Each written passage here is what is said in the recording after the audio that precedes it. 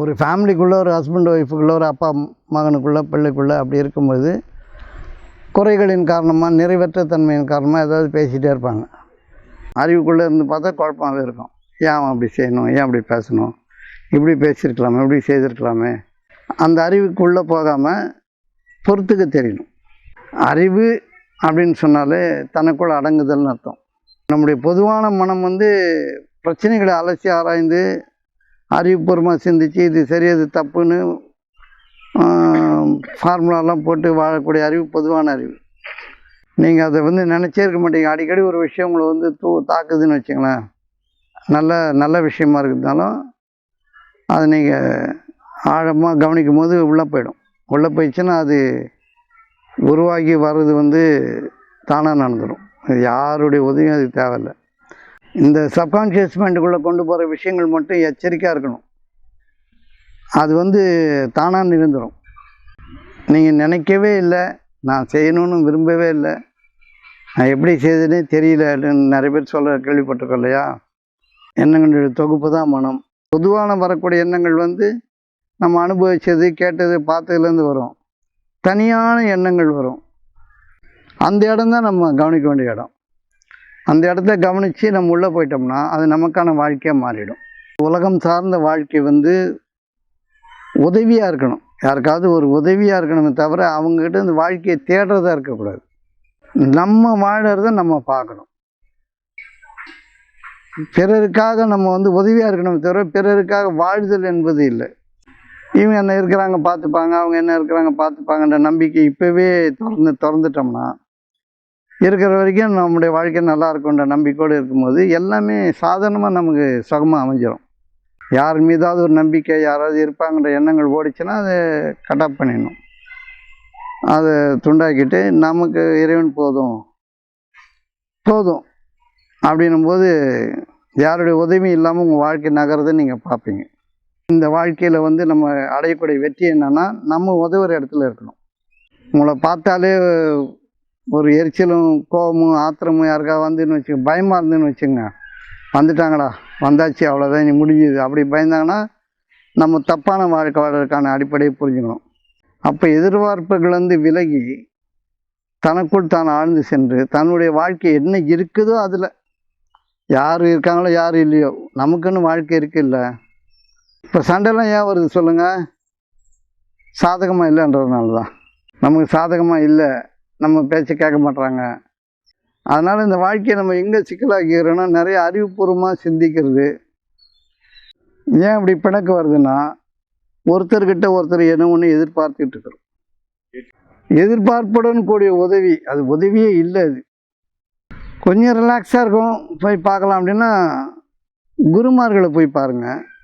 உங்கள்கிட்ட எந்த எதிர்பார்ப்பும் இல்லாதவங்களை போய் பாருங்கள். நீங்கள் தப்பே செய்தாலும் உங்களை இது குறை பேசாதவங்களை போய் பாருங்கள். அங்கே போய் பாருங்கள். நல்ல மனிதர்களை போய் பாருங்கள். நியாயம் உள்ளவங்களை போய் தேடிப்போங்க. ஆறுதலுக்கு அப்படி போகலாம். சொந்த பந்தங்களை பார்க்க எப்போ போகணுன்னா கொடுக்குற நிலையில் போனால் ஏதாவது அவங்க வீட்டுக்கு தேவையானது, வாழ்க்கைக்கு தேவையானது, ஏதோ அவங்க ஏழ்மை நிலையில் இருக்கிறாங்க, ஏதோ ஒன்றுன்னா கொடுக்கறதுக்கு போகணும். பெருமைக்கு போகக்கூடாது. இப்போ நல்ல நிலையில் இருக்காங்கன்னா ஃபோன் போதும். எப்படி இருக்கா, நல்லா இருக்கியா, நல்லா தான் இருக்கிறேன், ரைட்டு ஓகே. முடியாமல் இருக்கிறாங்களா தேடிப்போங்க. அரிசி பருப்பு காய்கறி ஏதோ ஒன்று வாங்கி கொடுத்தோம், துணிமணி வாங்கி கொடுத்தோம், போய் பத்திரமா கொடுக்கறது தெரியாமல் கொடுத்துட்டு வரணும். கொடுக்கறத போஸ்ட் அடித்து ஓட்டிகிட்டு வரக்கூடாது. மனிதர் குலத்துலேருந்து மனிதர்கிட்டேருந்து தனியாக வாழ முடியாது. எல்லோரும் இருக்கணும். என்ன ஒன்று ஒரு எதிர்பார்ப்பு இல்லாமல் இருக்கணும். எந்த தேவைக்காக அவங்கள நெருக்கடி பண்ணக்கூடாது, கண்டனம் செய்யக்கூடாது, அவங்களுடைய சுதந்திரத்தை கட்டுப்படுத்தக்கூடாது. அவங்க இயல்பாக நமக்கு உதவுற மாதிரி இருக்கணும். நம்ம சுரண்டி எடுக்கிற மாதிரி இருக்கக்கூடாது. இதுதான் உறவு. விழிப்புணர்வுன்னு டோட்டல் அவேர்னஸ். இன்றைய சிந்தனை மறைவான வாழ்க்கையை பற்றி இதுவரை நாம் பேசியிருக்கிறோம். இப்பொழுது வெளிப்படையான சித்ரா பௌர்ணமி என்று வகுப்பெடுப்பதின் காரணம் என்ன? ரெண்டாவது கேள்வி, தேவையற்ற எண்ணப்பதிவை நீக்குவது எவ்வாறு? மூன்றாவது கேள்வி, ஆயுளை அதிகரிக்க வழிகள் என்ன? 4வது கேள்வி, பேரின்பமான அன்பு எது? 4 கேள்வி இருக்குது. 4வது கேள்விக்கு ஒரே பதில் தான், அன்பு தான் பேரின்பம். அதுக்கப்புறம் வேறு அன்பு ஒரு பேரின்பம் இல்லை, அன்பு தான் பேரின்பம்.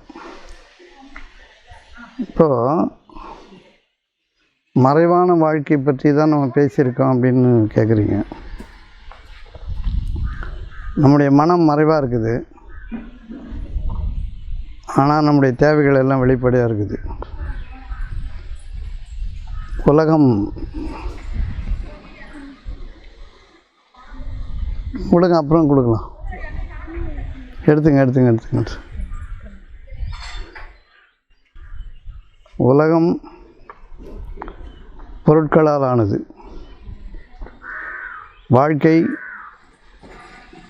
மறைவானது. எல்லா படைப்புகளும் உருவமுடையவை.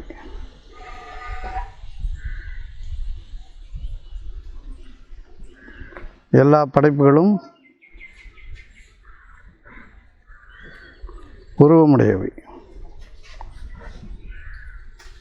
உருவங்களில் நம்முடைய தேவைகள் இருக்கிறது. பொருட்களாலான எல்லா படைப்புகளிலும் நம்முடைய தேவைகள் இருக்கின்றன. ஆகவே பொருட்களை நாம் உதாசீனம் செய்வதற்கு இல்லை, படைப்புகளை உதாசீனம் செய்வதற்கு இல்லை. எல்லாமே உருவமானது தான். காற்று, மழை, சூரியன், சந்திரன், நட்சத்திர கூட்டங்கள், வானம், பூமி எல்லாம் உருவமானது தான். இவையெல்லாம் அருட்கொடைகள். இந்த அருட்கொடைகளை பற்றி நாம் எப்படி அதை அனுபவிக்கிறோம் அப்படின்றத பற்றி நமக்கு கேள்வி கேட்கப்படும். எதுவாக இருந்தாலும் வானம் பூமியை பற்றி ஆராய்ந்து அதன் உச்சத்தில் நாம் வாழ வேண்டும். எல்லாமே நம்ம வாழ்வதற்காக, வானங்கள் பூமி முதல் எல்லாமே நம்முடைய உச்சபட்ச வாழ்க்கைக்காக படைக்கப்பட்டது. எல்லா பொருட்களும் அதன் அளவில் தனித்துவம் வாய்ந்தது. எனவே நிலவு, நட்சத்திர கூட்டங்கள், இன்னும் சூரிய சந்திரங்கள், கிரகங்கள் எல்லாமே ஒரு தனித்துவம் கொண்ட தேவைக்காக படைக்கப்பட்டு இருக்கிறது. அதை பற்றிய அறிவு நமக்கு வேண்டுமா இருக்கிறது. மனம் பற்றி பேசும்பொழுது மனம் மறைவானதாக இருப்பதனால அதை புரிஞ்சிக்க முடியாது. அதனால் அத்தகைய பேச்சுகள் தேவையாக இருந்தது. இப்போது இந்த இம்மையில் யார் விழிப்புடன் வாழ்கிறார்களோ அவர்கள் மறுமை வாழ்க்கையை பெற்றுக்கொள்கிறார்கள். ஒவ்வொரு பொருளை பற்றிய ஞானமும் நமக்கு தேவையாக இருக்கிறது. பௌர்ணமி, இன்னும் நிலவு, நட்சத்திர கூட்டங்கள் இவை பற்றிய அறிவு, அதனுடைய அடிப்படை படைப்பின் ரகசியம், இதெல்லாம் நாம் அறிய வேண்டிய கட்டாயத்தில் இருக்கிறோம். அதை பற்றி நம்ம பெருசாக கவனிக்கிறது இல்லை. யாராவது ஏதாவது சொன்னால் அதை பற்றி அறிவு நமக்கு இல்லாததின் காரணமாக நம்ம அசட்டியாக இருந்துடுறோம். ஆனால் இது எல்லாமே நம் மீது ஆதிக்கம் செலுத்துகின்றன. இவை எல்லாமே நம் மீது ஆதிக்கம் செலுத்துகிறது. ஒவ்வொன்றும் தன்னுடைய பங்கை நம் மீது பூர்த்தியாக்கி வைக்கிறது. நமக்கு அது தெரியல. இந்த படைப்புகள் பற்றி நாம் நிச்சயமாக ஒரு நாள் கேள்வி கேட்கப்படவும் வேதத்தில் இருக்குது. என் அருட்கொடைகளை பற்றி கேள்வி கேட்போம். இப்போ அது ஒரு விழா இல்லை. சித்ரா பௌர்ணமி நம்ம செய்கிறது ஒரு விழா கிடையாது. விழா என்ற சொல்லுக்கு பொருள் என்னென்னா, என்றைக்கும் விழாமல் இருக்கிறது, விழாது இருப்பது. விழா அது விழாது. அதனால் உயர்வான நிலை அடைவதற்கான ஒரு அடிவைப்பு தான் நம்முடைய ஒவ்வொரு வகுப்பும். நம்ம சாதாரணமாக கொண்டாடக்கூடிய விழா இது இல்லை. சித்ரா பௌர்ணமி அப்படின்றது ஒரு வாய்ப்பு. பூர்ணச்சந்திரன் மீது சத்தியமாக அப்படின்னு மதத்தில் இருக்குது. ஒவ்வொரு பொருளின் மீதும் சத்தியம் வைக்கப்பட்டு இருக்கிறது. அதனால் இதனுடைய அடிப்படை இது ஒரு விழாவாக கொண்டாடுறது கிடையாது. விழாவாக நிறைய பேர் கொண்டாடுறாங்க. விழா அப்படின்னாலே இந்த விஷயத்திலிருந்து நாம் வெற்றி மிகுந்த ஒரு வாழ்க்கையை பெற்றுக்கொள்வதற்கான அடிப்படையை அமைத்துக்கொள்வது, அவ்வளோதான். அதன் அடிப்படை உட்கருத்து இவ்வளோ தான். ஆனால் இப்போ வந்து நம்ம சாதாரணமாக நம்முடைய வாழ்வை பற்றியும் தேவையை பற்றி தான் பேச போகிறோம். அது மாதிரி இன்றைக்கி இந்த நேரத்தில் இந்த வகுப்பு எதை சார்ந்து இருக்குதுன்றது 4 கேள்வி இருக்குது. ஒவ்வொரு படைப்பும் தனித்துவம் வாய்ந்தது, சக்தி வாய்ந்தது, ஆற்றல் மிக்கது, தன் பங்களிப்பை எந்த விதமான எதிர்பார்ப்புமின்றி நமக்கு தந்து கொண்டு இருக்கிறது. எந்த விதமான எதிர்பார்ப்பும் படைப்புகளுக்கு இல்லை. சந்திரன், சூரியன், வானம், பூமி எதுக்கும் எதிர்பார்ப்பு இல்லை. அது கொடுத்துக்கிட்டே இருக்குது, நம்ம எடுத்துக்கிட்டே இருக்கிறோம். ஆனால் நன்றி உடையவர்களாக இருக்கிறோன்னு பார்த்தா அப்படி நன்றி உடையவர்களாக இருக்கிறதுக்கான அடிப்படை நம்ம கண்டுக்கிட்டால் தான் உண்டு. நன்றினா என்னது? ஏற்கனவே நம்ம பேசியிருக்கிற மாதிரி அப்சல்யூட் என்ஜாய்மெண்ட், முழுமையான அனுபவிப்பு, அதுதான் நன்றி. இப்போ நம்ம என்னென்ன பொருள் வச்சுருக்கோம், எவ்வளோ சொத்து வச்சுருக்கோம், அதெல்லாம் கேள்வியில் வராது. எதை நம்ம அனுபவித்தோம், எதன் மீது நாம் அனுபவித்து அறிவு பெற்றோம் அப்படின்றது தான் ரொம்ப முக்கியமான விஷயமா இருக்குது. சின்ன சின்ன விஷயமா இருந்தாலும் அனுபவிக்கணும். இப்போ இந்த பௌர்ணமி நிலவு, இந்த சித்ரா பௌர்ணமியினுடைய விசேஷம் என்னன்னா, நிறைய மேக கூட்டங்கள் இருக்காது, தெளிவாக இருக்கும் நிலவு, நன்கு புலப்படும். இப்போ மழை கோடை மழை எதனா வந்ததுனா தான், இல்லைன்னா வந்து ரொம்ப தெளிவான ஒரு ஒளியை அது தருவதாக இருக்கிறது. அந்த ஒளியின் மீது நாம் நம்முடைய சிந்தனையை விரிப்போம் என்றால் ஆழ்ந்த அமைதி பெறுவதற்கான வாய்ப்பு இருக்குது. பௌர்ணமியினுடைய ரகசியம் நிறைய பேர் சொல்லியிருக்காங்க. அது இருக்குது, இது இருக்குது, அப்படி இருக்குது, இப்படி இருக்குன்னு சொல்கிறாங்க. அதை பற்றிய கருத்துக்கள் ஏற்கனவே எல்லாருக்கும் தெரியும். நான் வந்து அந்த அடிப்படையில் வந்து இதை செய்கிறதில்ல. இது ஒரு வாய்ப்பு, ஒரு ஒன்று கூடலுக்கான ஒரு வாய்ப்பு. அதை அவ்வளோதான் பயன்படுத்திக்கிறோம். அது அளவில் புரிஞ்சுக்கிட்டால் போதும். வேறு முக்கியத்துவம் வந்து இதில் இல்லை. பௌர்ணமி முக்கியமானது, அதில் எந்த சந்தேகமும் இல்லை. நம்ம அதை விழாவாக எடுக்கிறோமான்னு பார்த்தா விழாவாக இல்லை. நம்ம எல்லோரும் ஒன்று கூடி இறைவனையும் நம்முடைய வாழ்க்கையும் சிந்திப்பதற்கான ஒரு வாய்ப்பாக இதை நம்ம ஆக்கிக்கொள்கிறோம், அவ்வளோதான். இன்னொரு கேள்வி, எண்ணம் போல் வாழ்க்கை தான் இருக்குது. மனம் தனி, எண்ணம் தனி தானே. எண்ணம் தான் மனதுக்கு வருது. நம்மளோட ஐம்புலனால் கற்றுக்கிட்ட அறிவு, உணர்ச்சிகளால் எண்ணம் உருவாகி மனது வருது. அது நல்லதும் வருது, கெட்டதும் வருது. அதில் நன்மையை நம்ம தக்க வச்சுக்கிட்டு நம்ம வாழ்க்கையை விரும்பி நம்ம வாழ்க்கையை இந்த வெளி வாழ்க்கையை உருவாக்கிக்கணும். அப்படி தான் நீங்கள் இது வரைக்கும் எங்களுக்கு சொல்லி கொடுத்துருக்கீங்க. அதனால் எண்ணமும் மனமும் வேறு தானே. மனம்ன்றதை பற்றி நம்ம நிறைய பேசியிருக்கோம். அது ஒரு பிடிமானத்துக்கு இன்னும் வரல. இதுதான் மனம் அப்படின்னு பிடிக்க முடியாது. மனதுக்கு ஒரு வரையறையே சொல்ல முடியாது. இதுதான் மனம்னு சொல்ல முடியாது. அது பொதுவாக உணர்ச்சிகளின் வெளிப்பாடு, எண்ண ஓட்டங்கள், உலக அறிவின் தொகுப்பு, சோஷியல் ப்ராப்பர்ட்டி, இது எல்லாத்தையும் தான் சேர்ந்து நம்ம மனம்னு சொல்கிறோம். அதுக்கு ஒரு இடமோ, அது எங்கே இருக்குது, எப்படி இருக்குது. இப்போ என் நெஞ்சை தொட்டு சொல்கிறேன்னா இப்போ மைண்டு அப்படின்றாங்க. இப்போ மனம் அப்படின்னு சொன்னால் அது எங்கே இருக்குதுன்றதுக்கான வரையறை யாரும் சொல்லலை. ஆனால் அது ஒரு முக்கியமான விஷயமா இருக்குது. அதை பாதுகாப்பாக வச்சுக்கலைன்னா வாழ்க்கை பெரிய தொந்தரவாகிடுது. எண்ணங்களின் தொகுப்பு மனமாக மாறுகிறது. மனம்னு ஒரு குறிப்பாக நம்ம புரிஞ்சுக்கிறதுக்காக சொல்கிறது. அது எண்ணங்களின் தொகுப்பு தான். பொதுவாக புரிஞ்சுக்கிட்டால் எண்ணங்களுடைய தொகுப்பு தான். எண்ண ஓட்டங்கள் ஓடிக்கிட்டே இருக்கிறது வந்து நம்முடைய சக்தியை எடுத்துகிட்டு போயிட்டே இருக்கும். நம்முடைய சக்தியை வாரி எடுத்துகிட்டு போயிட்டே இருக்கும். இப்போ இங்கேருந்து ஒரு இமயமலை வரைக்கும் ஓடணும் அப்படின்னு சொல்லி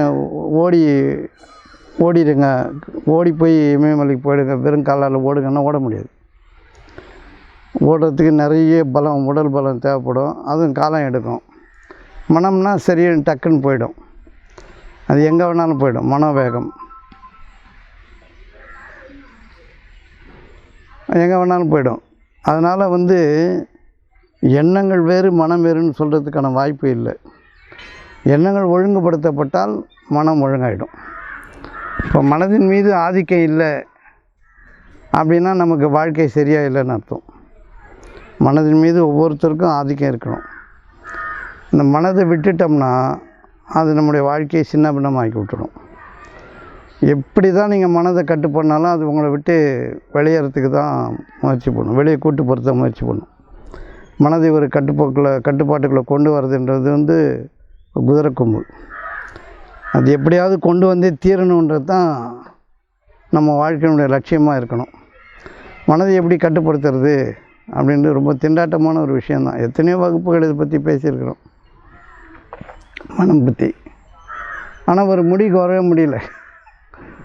எல்லாரும் நிறைய கேட்டாலும் நிறைய அதை பற்றி சிந்தித்தாலும் சூழ்நிலைகள் நம்மை சுற்றி இருக்கும் எல்லாமே நம்மளை மாற்றி விட்டுரும்.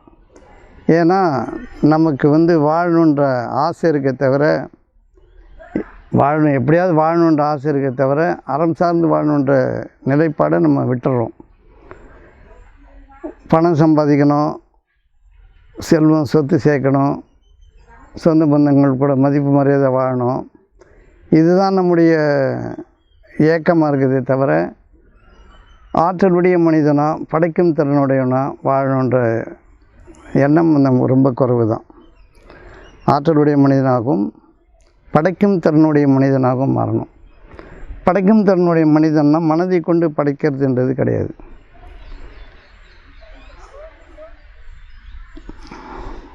திருப்புகழ் பண்ணார் அருணகிரிநாதர். அவர் சொல்ல அறிவு மற்றும் அறியாமையும் மற்றுன்னு ரெண்டுத்தையும் இல்லாமல் பண்ணிடணுன்றார். அறிவு மற்றும் அறியாமையும் மற்று. அறிவும் போய்க்கிடணும், அறியாமையும் போய்க்கிடணும். அதுக்கப்புறம் ஒரு நிலை இருக்குதுன்னு சொல்கிறாங்க. அந்த நிலை தான் படைக்கும் திறனுடையது. இப்போ நம்ம படைக்கிறதெல்லாம் அறிவை கொண்டு தான் படைக்கிறோம். அறிவை கொண்டு படைக்கப்பட்டதெல்லாம் விஞ்ஞானம். அறிவு தாண்டி படைக்கப்படுறதெல்லாம் விஞ்ஞானம். இப்போ அறிவு தாண்டி படைக்கப்படுறதுன்னா நம்ம இந்த மனதினுடைய விரிவுக்கு பதில் சொல்லாமல் இருக்கணும், உள்ள அடக்கமாக வாழ கற்றுக்கணும். மனம் சொல்லுகின்ற எதையும் நம்ம உடனடியாக செயல்படுத்தாமல் நமக்குள்ளே கொண்டு போய் போகும்போது ஒரு வெறுமைக்கு போயிடுவோம். அந்த வெறுமையிலேருந்து படைப்பு தொடங்கணும். இப்போ நீங்கள் ஒரு பிரச்சனை இருக்குது, அது முடிவு கொண்டு வரணுன்னா காரண காரியங்களை ஆராய்ச்சி பேசிட்டு அந்த முடிவுக்கு வராது, சும்மா இருந்தால் வந்துடும். அதுதான் விட்டு கொடுக்கறதுன்றது. சாதாரணமாக நம்ம பொறுமையாக இருந்துட்டோம்னா எந்தவித கருத்தும் இல்லாமல், எந்தவித மோதலும் இல்லாமல், எந்தவித குற்றச்சாட்டும் இல்லாமல், இல்லை அறிவு புகட்டலும் இல்லாமல் ஒரு விஷயம் நடக்கும்பொழுது, ஒரு சாதாரண விஷயங்கள் தான், பெரிய பெரிய விஷயங்கள்லாம் நம்ம அது மாதிரி செய்ய முடியாது. இப்போ ஒரு நாட்டுக்கு நடக்குது அப்படின்னு சொன்னால் சண்டை வந்துடுதுன்னா அதில் இதெல்லாம் செய்ய முடியாது. சாதாரண வாழ்க்கையில்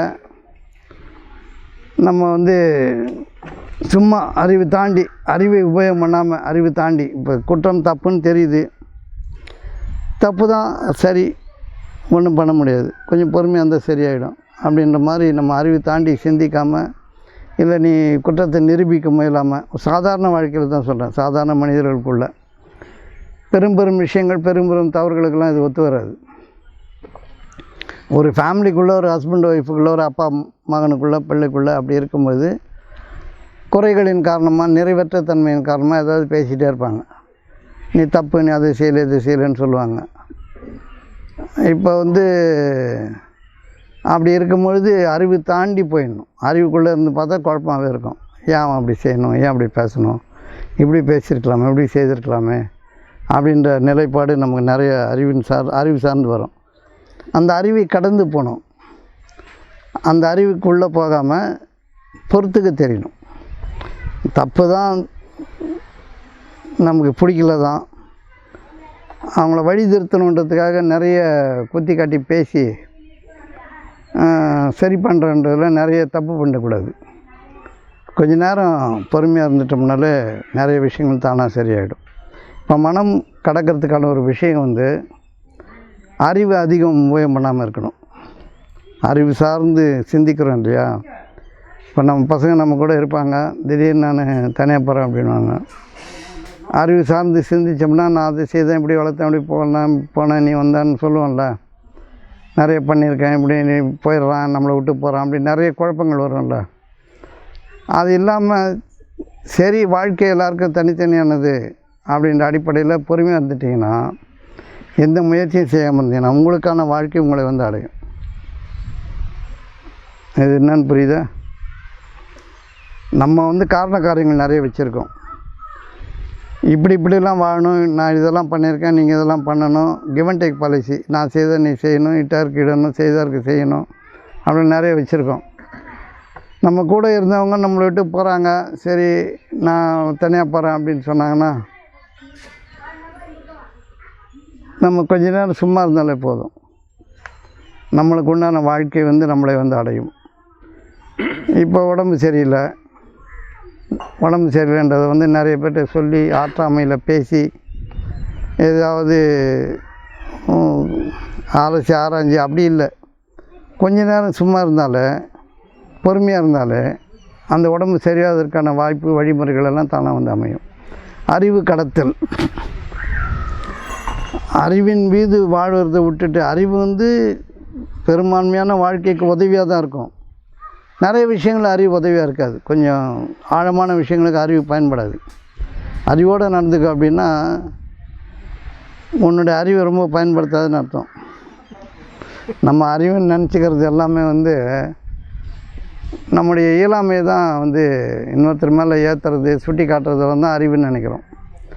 நம்முடைய இயலாமையை, நம்முடைய தேவையை இன்னொருத்தர் மேலே ஏற்றி எதிர்பார்ப்புடன் கூடிய வழிமுறைகளை தான் வந்து நம்ம அறிவுன்னு நினைக்கிறோம். பெரும்பாலும் நிறைய சொல்லி காட்டுறதுலாம் அப்படி தான் நடக்குது. அறிவு அப்படின்னு சொன்னாலே தனக்குள்ள அடங்குதல்னு அர்த்தம்.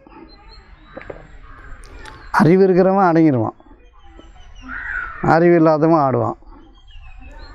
அறிவு இருக்கிறவன் பொறுமையாக இருப்பான், அறிவு இல்லாதவன் புலம்புவான். அறிவு இருக்கிறவன் செய்வான், அறிவு இல்லாதவன் கேட்பான். இப்படி தான் பிரிச்சுக்கணும்.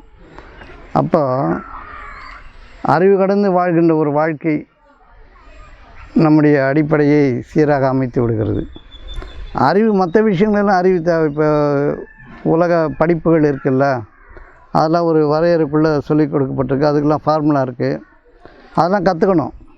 பொதுவான மனம் சார்ந்த வாழ்க்கையில் வந்து அறிவு ரொம்ப பயன்படுத்தக்கூடாது. அறிவு அச்சம் காக்கும் கருவி அப்படின்னு, துன்பத்தை காக்கின்ற கருவி. அந்த அறிவுன்னு ஒன்று இருந்தால் அது பொறுமை தான். அந்த அறிவு பொறுத்தல் தான் அறிவு. சமயோஜித புத்தின்றது வந்து நம்முடைய அதாவது சப்கான்ஷியஸ் மைண்டே செய்துடும். அந்த சமயோஜித புத்தின்றது வந்து உங்களுடைய அறிவுக்குள்ளேருந்து வராது. அது ஃப்ளாஷ் மாதிரி வந்துடும். அது உங்களுடைய நல்ல பண்புகளின் காரணமாக, உயர்வான சிந்தனைகளின் காரணமாக சப்கான்ஷியஸ் மைண்ட் வந்து சில நேரங்களில் ரொம்ப நல்ல விஷயங்களும் பண்ணிவிடும், சில நேரங்களில் கெட்ட விஷயங்களும் பண்ணிவிடும்.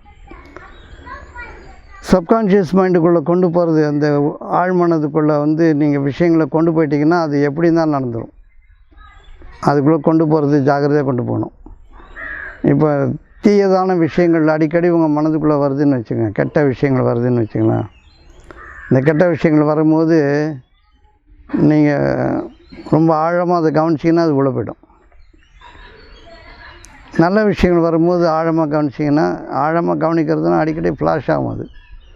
அது உள்ளே போய்டும். உள்ளே போயிடுச்சுன்னா அதுக்கு வேறு எந்த விதமான புறக்காரியங்களும் தேவையில்லை, அது நடக்கிறதுக்கான எல்லா வாய்ப்பும் தானாக அமைஞ்சிடும். இதுதான் நம்முடைய வரமாக இருக்குது. நம்முடைய பொதுவான மனம் வந்து பிரச்சனைகளை அலசி ஆராய்ந்து அறிவுபூர்வமாக சிந்தித்து இது சரி அது தப்புன்னு ஃபார்முலாலாம் போட்டு வாழக்கூடிய அறிவு பொதுவான அறிவு. இந்த ஆழ்மன அறிவுன்றது வந்து ரொம்ப ஆபத்தானது. அது எப்படின்னா, ஏதாவது ஒரு விஷயத்தை நீங்கள் துணுக்குன்னு நினச்சிக்கிட்டே இருந்தீங்கன்னு வச்சிங்கன்னா அது ஒரு நாள் திடீர்னு நடக்கும். அது நல்லதாக இருந்தாலும் கெட்டதாக இருந்தாலும். அதனால் நம்ம புரிஞ்சிக்க வேண்டிய விஷயம் என்னென்னா, நல்லது அடிக்கடி உங்களை கேட்காமே, உங்களை அறிவுக்கு உங்களுடைய பர்மிஷன் இல்லாமல் நீங்கள் அதை வந்து நினச்சே இருக்க மாட்டீங்க. அடிக்கடி ஒரு விஷயம் உங்களை வந்து தாக்குதுன்னு வச்சுங்களேன், நல்ல விஷயமா இருக்கிறதுனாலும் அதை நீங்கள் ஆழமாக கவனிக்கும் போது உள்ளே போயிடும். உள்ளே போயிடுச்சுன்னா அது உருவாகி வர்றது வந்து தானாக நடந்துடும். இது யாருடைய உதவியும் அதுக்கு தேவையில்லை. அதே மாதிரி கெட்ட விஷயங்கள் வருது அடிக்கடி, திடீர்னு ஏதாவது உடம்பு சரியில்லாமல் போயிடுமோ அப்படி இப்படின்னு பயம் வருதுன்னு வச்சுக்கலாம். அடிக்கடி உள்ளே வந்து போகுதுனால அதுவும் நடக்கிறதுக்கான வாய்ப்பு இருக்குது. அதனால் வந்து அந்த நேரத்தில் தீய விஷயங்கள் வரும்போதெல்லாம் நீங்கள் அதுலேருந்து வெளியே வர கற்றுக்கணும். வெளியே வர கற்றுக்கணுன்னா எப்படின்னா, அது சாதாரணமாக நினச்சி மன்னிப்பு கேட்டு வெளியே வந்துடணும். இந்த சப்கான்ஷியஸ் மைண்டுக்குள்ளே கொண்டு போகிற விஷயங்கள் மட்டும் எச்சரிக்கையாக இருக்கணும். அது வந்து தானாக நிகழ்ந்துடும். நீங்கள் நினைக்கவே இல்லை, நான் செய்யணும்னு விரும்பவே இல்லை, நான் எப்படி செய்ததுனே தெரியலன்னு நிறைய பேர் சொல்ல கேள்விப்பட்டிருக்கோம் இல்லையா?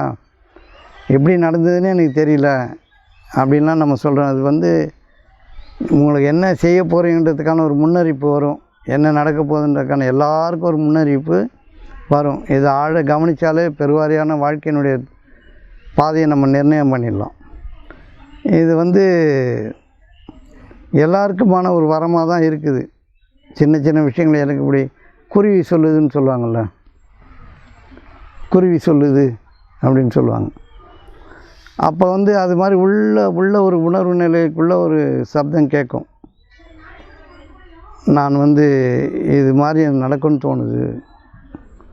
அது நீங்கள் வெளிப்படையாக வந்து யார்ட்டையாவது ஒரு தடவை 2 தடவை கேட்டு சொன்னீங்கன்னா அது நடக்காது. அது வந்துக்கிட்டே இருக்கும். வந்துக்கிட்டே இருக்கும்போது நீங்கள் இப்போ மருந்து சாப்பிடும்போது குரங்க நினைக்காதுன்னா குரங்க நினச்சிட்டே இருப்போம் பாருங்கள். ஒரு விஷயத்தை எடுத்த உடனே டக்குன்னு நம்மளை கேட்காம உள்ள வரும். அந்த மாதிரி விஷயங்கள் வந்து நல்லதாக இருந்தால் நல்லது நடந்துடும், கெட்டதாக இருந்தால் கெட்டதாக நடக்கும்.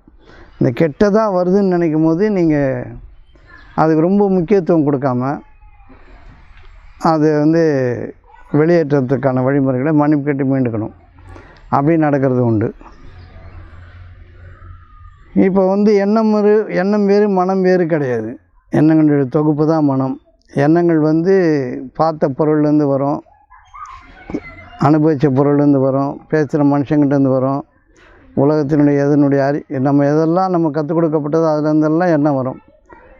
பார்க்காததுலேருந்து எண்ணம் வருது அப்படின்னு சொன்னால் அது வர்றதுக்கான வாய்ப்பு குறைவு. நீங்கள் அனுபவிக்காத ஒன்றிலேருந்து எண்ணம் வர்றதுக்கான வாய்ப்பு ரொம்ப குறைவாக இருக்கும். இப்போ இந்த எண்ணங்களை வந்து மேல் மனதில் இருக்கிற வரைக்கும் உங்களுக்கு எந்த பிரச்சனையுமே கிடையாது. பொதுவான மனசில் இருக்கிற வரைக்கும் எந்த பிரச்சனையும் கிடையாது. எண்ணப்பதிவுகள் சப்கான்ஷியஸ் மைண்டு போயிடுச்சுன்னா அது நடந்துடும். அதனால் வந்து நம்ம எதை நினைக்கிறோம் அப்படின்னா அதனால தான் நல்லதே இந்த நினைக்கிறதெல்லாம் கூட நம்ம வந்து வாலண்டரியாக முயற்சி பண்ணி தான் நினைக்கிறோம். முயற்சி பண்ணி நல்லது நினைக்கிறதுன்றது வந்து அவ்வளோ உசிதமானது கிடையாது. நல்லதை விரும்பி தீயது வரும்போது அதை தள்ளி வைக்க பழகிட்டே வரும்போது நம்முடைய மனம் காலியாகிடும். ஒரு நாள் நம்ம சாதாரண நிலையில் இருக்கும்போது நல்ல நினைப்புகள் வரும். அதை நம்ம வந்து ஆழ்ந்து கவனிக்கும் போது ஆழ் மனசு தானாக போய்ட்டு நல்லதே நடக்கும். இப்போ நம்ம பெருவாரியாக மன ஓட்டத்தில் தானே இருக்கிறோம். மன ஓட்டத்தில் அது ஓடிக்கிட்டே இருக்குது. எதுக்கு ஓடுதுன்னு தெரியல, அது பின்னாடியே ஓடுறோம். பார்த்தா எல்லாமே துன்பமாகவும் கஷ்டமாகவும் நெருக்கடியாகவும் ஒரு திருப்தியற்ற மனநிலையில் தான் நம்ம வாழ்ந்துட்டுருக்குறோம். இதுலேருந்து வரணுன்னா இந்த பொதுவாக மேல் மனம், இந்த பொது மனம் இருக்குது இல்லையா, உலக வாழ்க்கையின் அடிப்படையிலான மனம், அது வந்து ரொம்ப பெருசுப்படுத்தக்கூடாது. எந்த ஒரு விஷயமா இருந்தாலும் அது பெரிதுபடுத்தி தான் இவ்வளோ தூரம் நம்ம வாழ்ந்துட்டுருக்குறோம். பொதுவான மனம் இப்போ ஒரு சம்பாதிக்கணும், போகணும், வரணும்னா ஏதோ ஒன்று படித்து ஒரு வேலைக்கு போகணும், ஒரு சம்பளம் வரும், அதை வச்சு வீடு வாசல் வாங்குறது அப்படி தான் நம்ம பார்த்துருக்குறோம். ஆனால் அந்த மாதிரி வாழ்க்கை நமக்கு விதிக்கப்படலை. இந்த அறிவெல்லாம் வந்து ஒரு வீடு கட்டணும், ஒரு ட்ரெயின் விடணும் அப்படின்னா இந்த படிப்பெல்லாம் வந்து அது செய்கிறதுக்கான ஒரு உதவியான அறிவை தவிர அது வாழ்க்கைக்கான அறிவு கிடையாது. வாழ்க்கைக்கான அறிவுன்றது உங்களுக்குள்ளே அடிக்கடி ஒரு விஷயம் எப்பயாவது ஒரு தடவை வர்றதை கவனிக்கணும். உங்களுக்கு தேவையானது எதனா ஒன்று வரும். மற்றதெல்லாம் பொதுவான வாழ்க்கை தான், சாதாரணமான வாழ்க்கை தான். அதில் வந்து எந்த உயர்வு தன்மை உங்களால் பார்க்க முடியாது.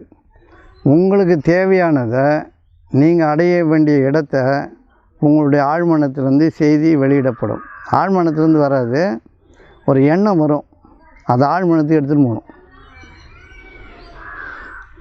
அந்த எண்ணம் வந்து உங்களுக்கு அடிக்கடி வரும், தொடர்ச்சியாக வரும். அது நீ நிறுத்தவே முடியாது உங்களால். கொஞ்ச நாளைக்கு தான் வரும், அது கொஞ்ச நாளைக்கு தொடர்ச்சியாக வந்துகிட்டே இருக்கும், அதை நிறுத்தவே முடியாது. அந்த மாதிரி உணர்வு நிலையை வந்து ஆழ்மனத்துக்கு கொண்டு போயிட்டோம்னா, நம்ம ஆழமாக கவனித்து கொண்டு போயிட்டோம்னா அது தானாக உள்ளே போயிடுச்சுன்னா அது உங்களுக்கானது ஆகிடும். இப்போ வேறு ஒன்றும் இல்லை, சின்ன சின்ன விஷயங்கள் எடுத்துங்களேன். நீங்கள் சாதாரணமாக இருக்கிறீங்க, ஒரு வீடு வேணும்னு ஏதோ ஒரு எண்ணம் வந்துடுச்சு. இப்போ நீங்கள் அதை சிந்திக்காமலேயே காலையில் எழுந்தோடனே ஒரு வீடு வேணும் அப்படின்னு வரும். எப்போ மன அமைதியாக இருக்கும்போது ஒரு வீடு வேணும் அப்படின்னு வரும். வந்துகிட்டே இருக்கும். அது வந்துகிட்டே இருக்கும் போது நீங்கள் அந்த வீடு வேணுன்றதன் மீது உறுதிப்பட்டீங்கன்னா அது உள்ளே போய்டும். அந்த வீடு உங்களுக்கு வந்தே தீரும், எப்படியாவது வந்துடும். இது நம்மளே வந்து நம்முடைய தேவைகளை நமக்காக இறைவன் படைத்தளிக்கிறான். யாருடைய உதவி இல்லாமல் எல்லா வாய்ப்பு வசதிகளும் தானாக வரும். தானாக வந்து அமையிறது தான் நம்முடைய வாழ்க்கை. மற்றபடி நம்ம சம்பாதிக்கிறது, உறவு வச்சுக்கிறது, இப்போ எல்லாம் நம்ம பொதுவாக பண்ணதெல்லாம் வந்து எப்போவுமே பிரச்சனைகளுடன் கூடியது தான். எப்போவுமே பிரச்சனை இருக்கும். உங்களை அறிவை கொண்டு நீங்கள் எதை ஈட்டிய பொழுதிலும் அது அதற்கே உண்டான பிரச்சனைகளை உள்ளடக்கியதாகவே இருக்கும். அதிலேருந்து நம்ம மீளவே முடியாது. அதிலேருந்து எப்படி மீள்றதுன்னா, நம்முடைய படைப்புகளை நமக்கு தேவையே நம்மளே படைக்க கற்றுக்கணும்.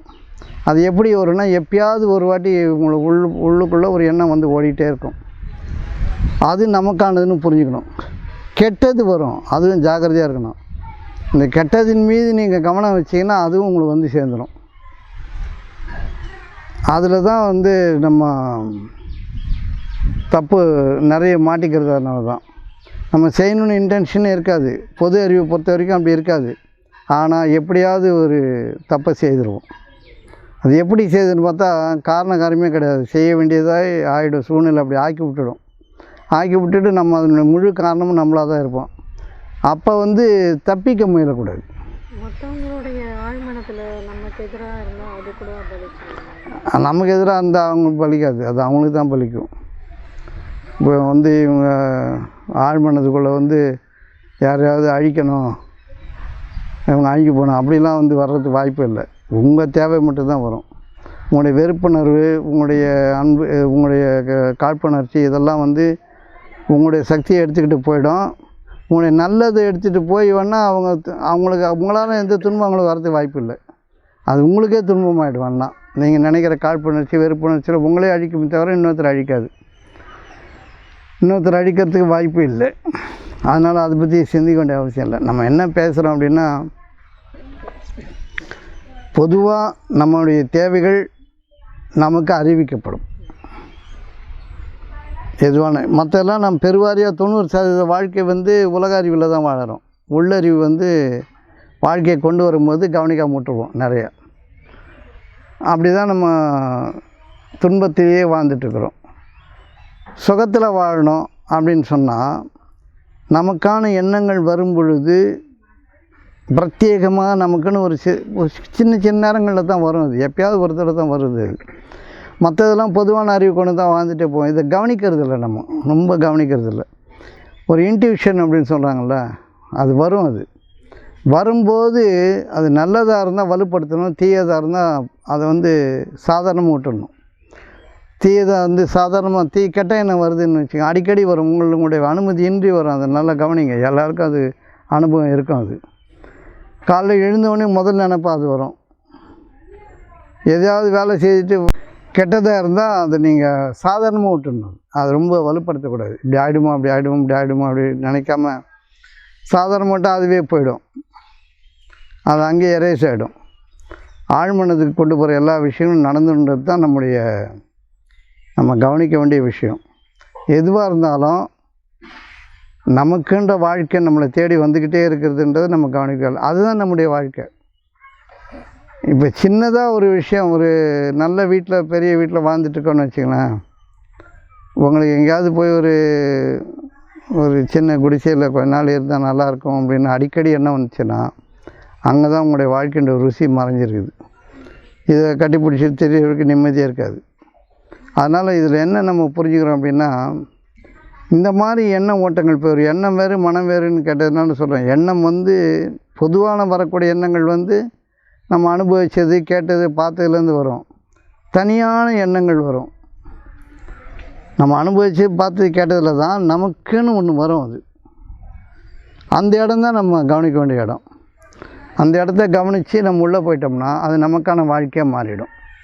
இது பொதுவாக வந்து விளக்கறதுக்கு ஒரு சகலமான விஷயந்தான் இது. ஆனால் இது எல்லாருக்கும் வரும்,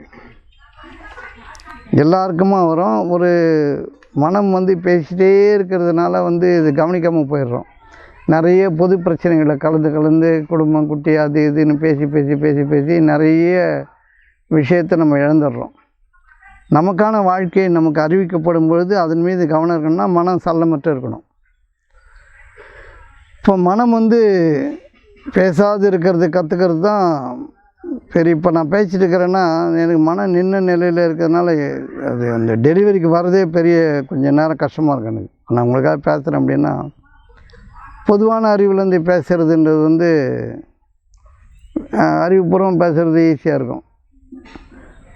அறிவு கடந்து பேசும்போது அது என்ன சொல்ல வரேன்றது புரிஞ்சுக்கிறதுக்கே கொஞ்சம் லேட்டாகும். நான் என்ன சொல்ல வரேன்னு இப்போ பாருங்கள். நம்முடைய வாழ்க்கை பொதுவான வாழ்க்கையாகவும் இருக்குது, தனியான வாழ்க்கையாகவும் இருக்குது. தனியான வாழ்க்கை தான் நம்மளுது. பொதுவான வாழ்க்கை எல்லோருக்குமானது, உலகத்தோடு ஒத்து வாழறது. நீ எவ்வளோ கூட்டத்தில் சொந்த பந்தத்தில் இருந்தாலும் நீங்கள் ஒரு நல்ல மனநிலை இருக்கிறதுக்கான வாய்ப்பு குறைவு. பூரண சந்தோஷத்தில் இருக்கிறதான வாய்ப்பு குறைவாக இருக்கும்.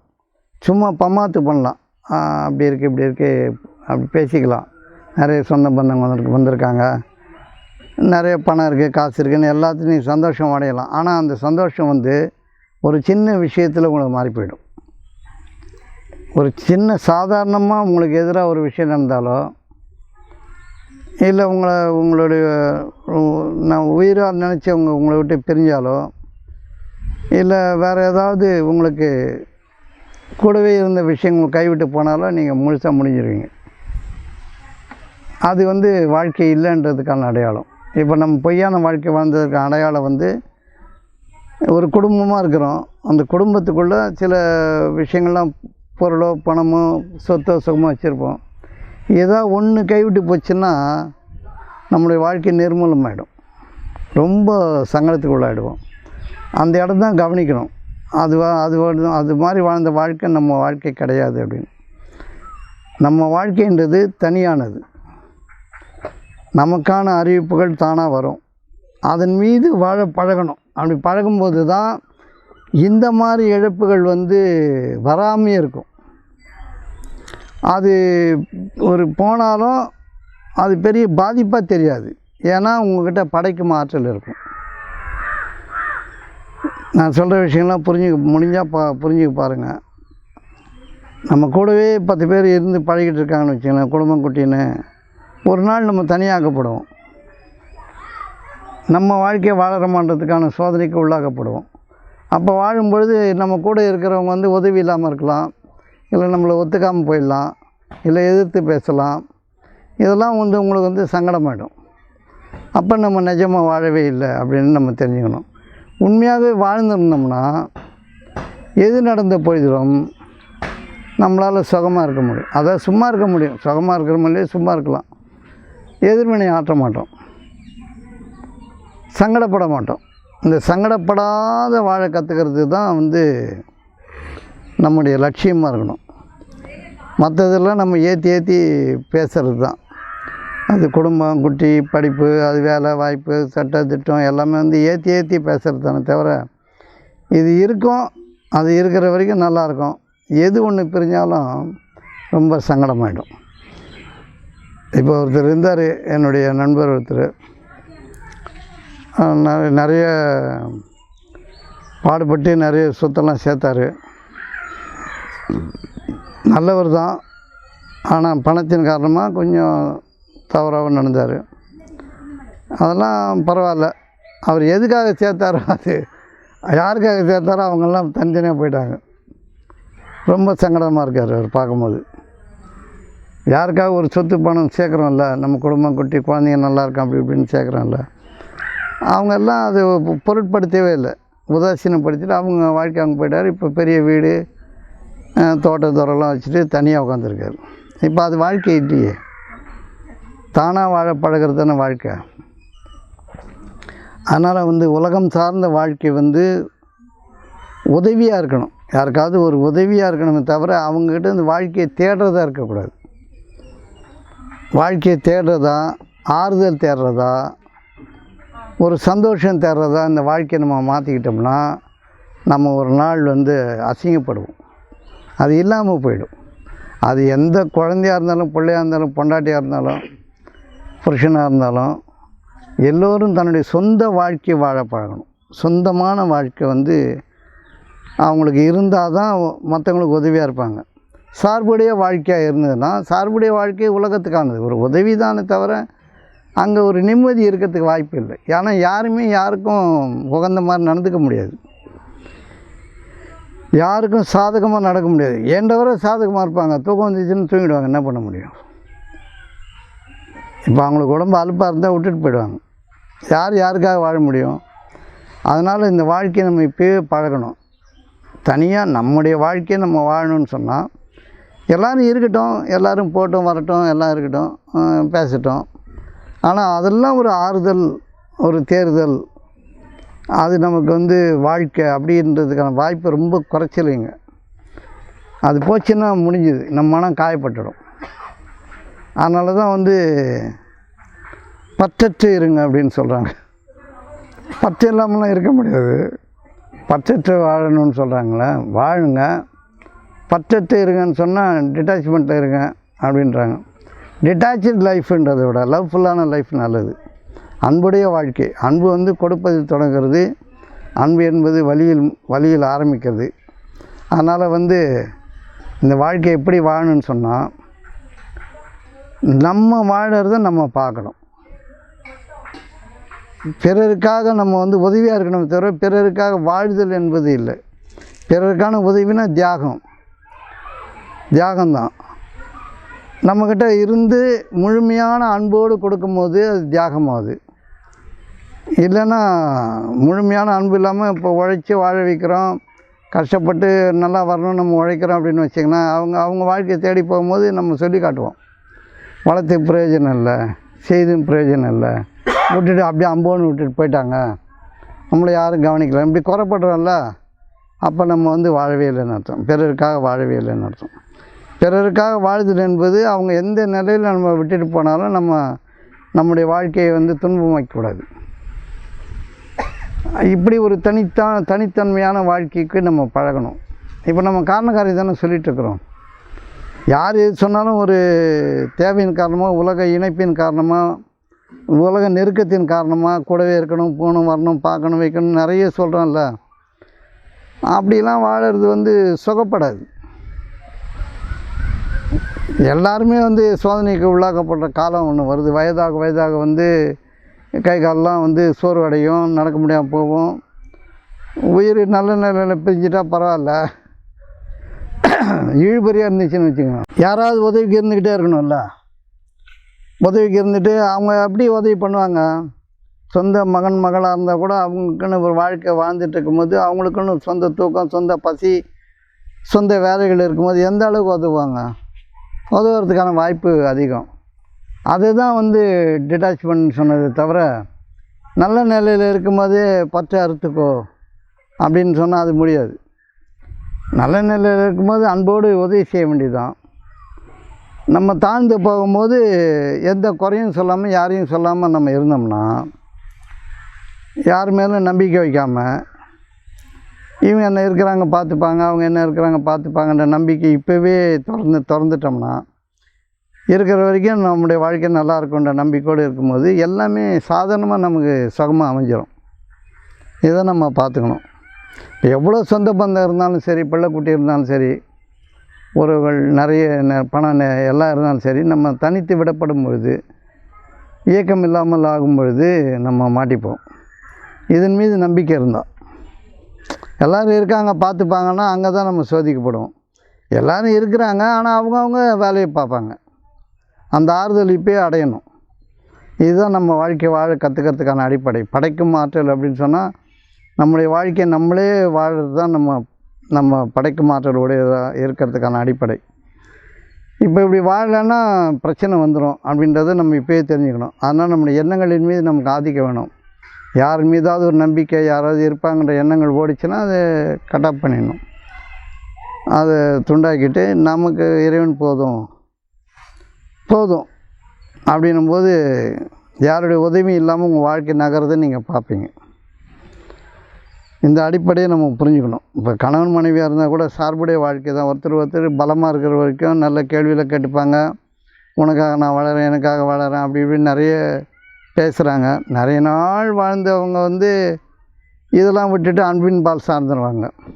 ரொம்ப நாள் ஒரு 50 வருஷம் 40 வருஷம் 50 வருஷம் ஒன்றா இருந்த கணவன் மனைவி சண்டையே போட்டுக்கிட்டு இருந்தாலும் இயலாமை வரும்பொழுது 2 பேரும் அன்பாக மாறதுக்கான அடிப்படை இருக்குது. அப்புறம் அன்பு இல்லாமையும் இருக்கிறவங்களும் இருக்கிறாங்க. எப்படி இருந்தாலும் சார்புடைய வாழ்க்கை ஆபத்தானது. ஒருத்தர் சார்ந்து வாழறதுன்றது எப்பவுமே ஆபத்தானது. உதவி செய்து உதவியாக இருந்து நம்மக்கிட்ட இருந்து போகிற அளவுக்கு நம்ம வாழ்க்கையை நம்ம இப்போயே செம்மைப்படுத்திக்கணும். அதுதான் இம்மையில் இந்த வாழ்க்கையில் நம்ம அடையக்கூடிய வெற்றி என்னென்னா, நம்ம உதவுற இடத்துல இருக்கணும். உதவி கேட்குற இடத்துல இருக்கக்கூடாது. இதுதான் நம்முடைய வாழ்க்கையுடைய லட்சியமாகவே இருக்கணும். உதவி செய்கிறேன்னு சொன்னால், உதவினா எப்படின்னு சொல்கிறாங்க பாருங்கள். உதவி வரைத்தன்று உதவி செய்யப்பட்டார் சால்பின் வரைத்துன்னு ஒரு குறள் இருக்குது. ஒரு உதவி செய்கிறோன்னா நம்ம எந்த அளவுக்கு உதவி செய்கிறது பெருசு இல்லை. எந்த அளவுக்கு பெரிய உதவி செய்யுதுன்றது பிரச்சனை இல்லை. அதை வாங்கினவன் அதை எவ்வளோ மாண்புடையதாக மதிக்கிறான்றதை பொறுத்து தான் அந்த உதவி. நம்ம செய்து நல்லதாக கெட்டதான்னு சொல்லி அந்த உதவி வாங்கினவன் அவன் மனித தன்மையில் வளரணும், அறிவில் வளரணும், தன்னை சார்ந்து வாழ அவன் பழகிக்கணும், பிறருக்கு உதவியான வாழ்க்கையை வாழறதுக்கு அவன் தன்னை அடிப்படையை அமைச்சிக்கணும். அப்படி ஒரு உதவி செய்தால் தான் அது பேருக்கு உதவி. இப்போ நம்ம செய்கிற உதவி ஒரு 1 கோடி ரூபாய் யாருக்காவது கொடுக்குறோம். அவன் கொடுத்த உடனே தூக்கி சரி ஓரமாக வச்சுப்போன்னு சொன்னான்னா அது உதவியாது. இப்போ நம்ம போய் நிறைய பேருக்கு இருக்கிறவங்களுக்கு கொடுக்குறோம், நிறைய மரியாதை செய்கிறோன்னு சொல்லி கொடுக்குறோம்ல. இல்லாதவனுக்கு கொடுத்தா பரவாயில்ல, இருக்கிறவனுக்கு கொடுத்தோன்னா பெருசாக மதிக்க மாட்டாங்க. இப்போ பெரிய பெரிய அரசியல்வாதிகள்லாம் பெரிய பெரிய பொன்முடிப்பெல்லாம் கொடுக்குறாங்களா, அவங்களுக்காக அது தேவையே இல்லை. அது உதவியில் வராது. அதனால் உதவியாக வாழணும்னு சொன்னால் நம்ம பிறருக்கு உதவியாக வாழணும். நம்முடைய உதவி மெச்சப்படணும். நம்முடைய வாழ்க்கை எப்படி இருக்கணும்னு கேட்டிங்கன்னா, பெருமைப்பட இருக்கணும். 4 பேர் உங்களை பெருமைப்படுத்தணும். முகஸ்துதி இல்லை, நிஜமாகவே உங்களை பற்றி உயர்வாக பேசணும். உயர்வான வார்த்தைகள் உங்களை நோக்கி வந்துக்கிட்டே இருக்கணும். அவங்க அப்படி நல்லவங்க, அவங்க ரொம்ப நல்லா பேசுவாங்க, போனால் கொஞ்சம் ஆறுதலாக இருக்கும் அப்படின்ற ஒரு நல்ல வார்த்தைகளை உங்களை நோக்கி வந்தால் தான் நீங்கள் நல்ல செயல் செய்திருக்கீங்க, வாழறீங்கன்னு அர்த்தம். உங்களை பார்த்தாலே ஒரு எரிச்சலும் கோபமும் ஆத்திரமும் யாருக்காக வந்துன்னு பயமாக இருந்துன்னு வச்சுங்க, வந்துட்டாங்களா வந்தாச்சு அவ்வளோதான் நீ முடிஞ்சுது அப்படி பயந்தாங்கன்னா நம்ம தப்பான வாழ்க்கை வாழறதுக்கான அடிப்படையை புரிஞ்சுக்கணும். இப்போ நம்ம பெருமைப்பட வாழணும். பெருமையான வார்த்தைகள் நம்மளை நோக்கி வந்துக்கிட்டே இருக்கணும். இப்போ பணத்துக்காக பேசுகிறாங்க அதெல்லாம் கிடையாது. நிஜமாகவே நம்முடைய நெஞ்சை குளிரும்படி நம்ம வாழ்க்கையை நம்ம வாழலைன்னா நம்ம வாழ்ந்து எந்த பிரயோஜனமும் கிடையாது. அப்படி ஒரு வாழ்க்கையை நம்ம தேர்ந்தெடுத்து வாழணும். இப்போ பெருமை பேசுகிறாங்கன்னு சொன்னால் நீங்கள் 10 காசு பணம் கொடுத்தீங்க போனீங்கன்னு முகஸ்துதி பண்ணாங்களா, அதெல்லாம் நம்பி நீங்கள் ஏமாறக்கூடாது. உண்மையாகவே நீங்கள் எதையும் செய்யாத பொழுது உங்களுடைய இருப்பே, நீங்கள் இருக்கிறதே ஒருத்தருக்கு பக்கத்தில் இருந்தாலே போதும், ஒரு அமைதி அடையிறது, நல்லது நடக்குதுன்னு நினச்சி அவங்க முகம் பார்த்தாலே ஒரு நல்ல விஷயமா இருக்கும் அப்படின்னு சொல்கிற அளவுக்கு ஒரு வாழ்க்கையை நம்ம வாழணும்னா நம்ம அந்த அளவுக்கு பிறருடைய உதவிகளின் மீது கண் இல்லாமல் இருந்தால் தான். பிறர் நமக்கு ஏதாவது செய்யணும், போகணும், வரணும் எதிர்பார்ப்புலாம் இருந்ததுன்னா இந்த வாழ்க்கை ரொம்ப அசிங்கமாக போய் முடிஞ்சிடும். அப்போ எதிர்பார்ப்புகள் விலகி தனக்குள் தான் ஆழ்ந்து சென்று தன்னுடைய வாழ்க்கை என்ன இருக்குதோ அதில் யார் இருக்காங்களோ யார் இல்லையோ நமக்குன்னு வாழ்க்கை இருக்குல்ல, நமக்குன்னு பசி இருக்குது. நம்ம பசியை வந்து நம்ம மட்டும்தான் அனுபவிக்க முடியும். நம்ம தூக்கத்தை நம்ம தான் அனுபவிக்க முடியும். எல்லாமே தனித்தனியாக இருக்கிறதுனால இந்த வாழ்க்கையே நமக்கு தனியானது தான். அந்த பிறரை சார்ந்து இருக்கிறதுக்கு அந்த வாய்ப்பு இல்லை. இப்போ நிறைய பேர் என்ன பண்ணுறோம், நம்மன்னா சொந்த பந்தம் அது இது போய் பார்த்தா கொஞ்சம் ஆறுதலாக இருக்கும், பேசுனா கொஞ்சம் நிம்மதியாக இருக்கும், கொஞ்சம் கூட இருந்தால் கொஞ்சம் மனசு வந்து சங்கடம் இல்லாமல் இருக்கும்லாம் நம்ம நிறைய பேசுகிறோம்ல. அதெல்லாம் வந்து நம்மளை நம்ம ஏமாற்றிக்கிறது. நெருக்கடியான நேரத்தில் தான் வந்து நம்ம தனியாக வாழ பழகணும். உதவிகள் வந்து பிறருடைய உதவியை வந்து ரொம்ப எதிர்பார்க்கக்கூடாது. அப்படி இருந்து பழகிட்டோம்னா, இப்போ சண்டைலாம் ஏன் வருது சொல்லுங்கள்? சாதகமாக இல்லைன்றதுனால தான்.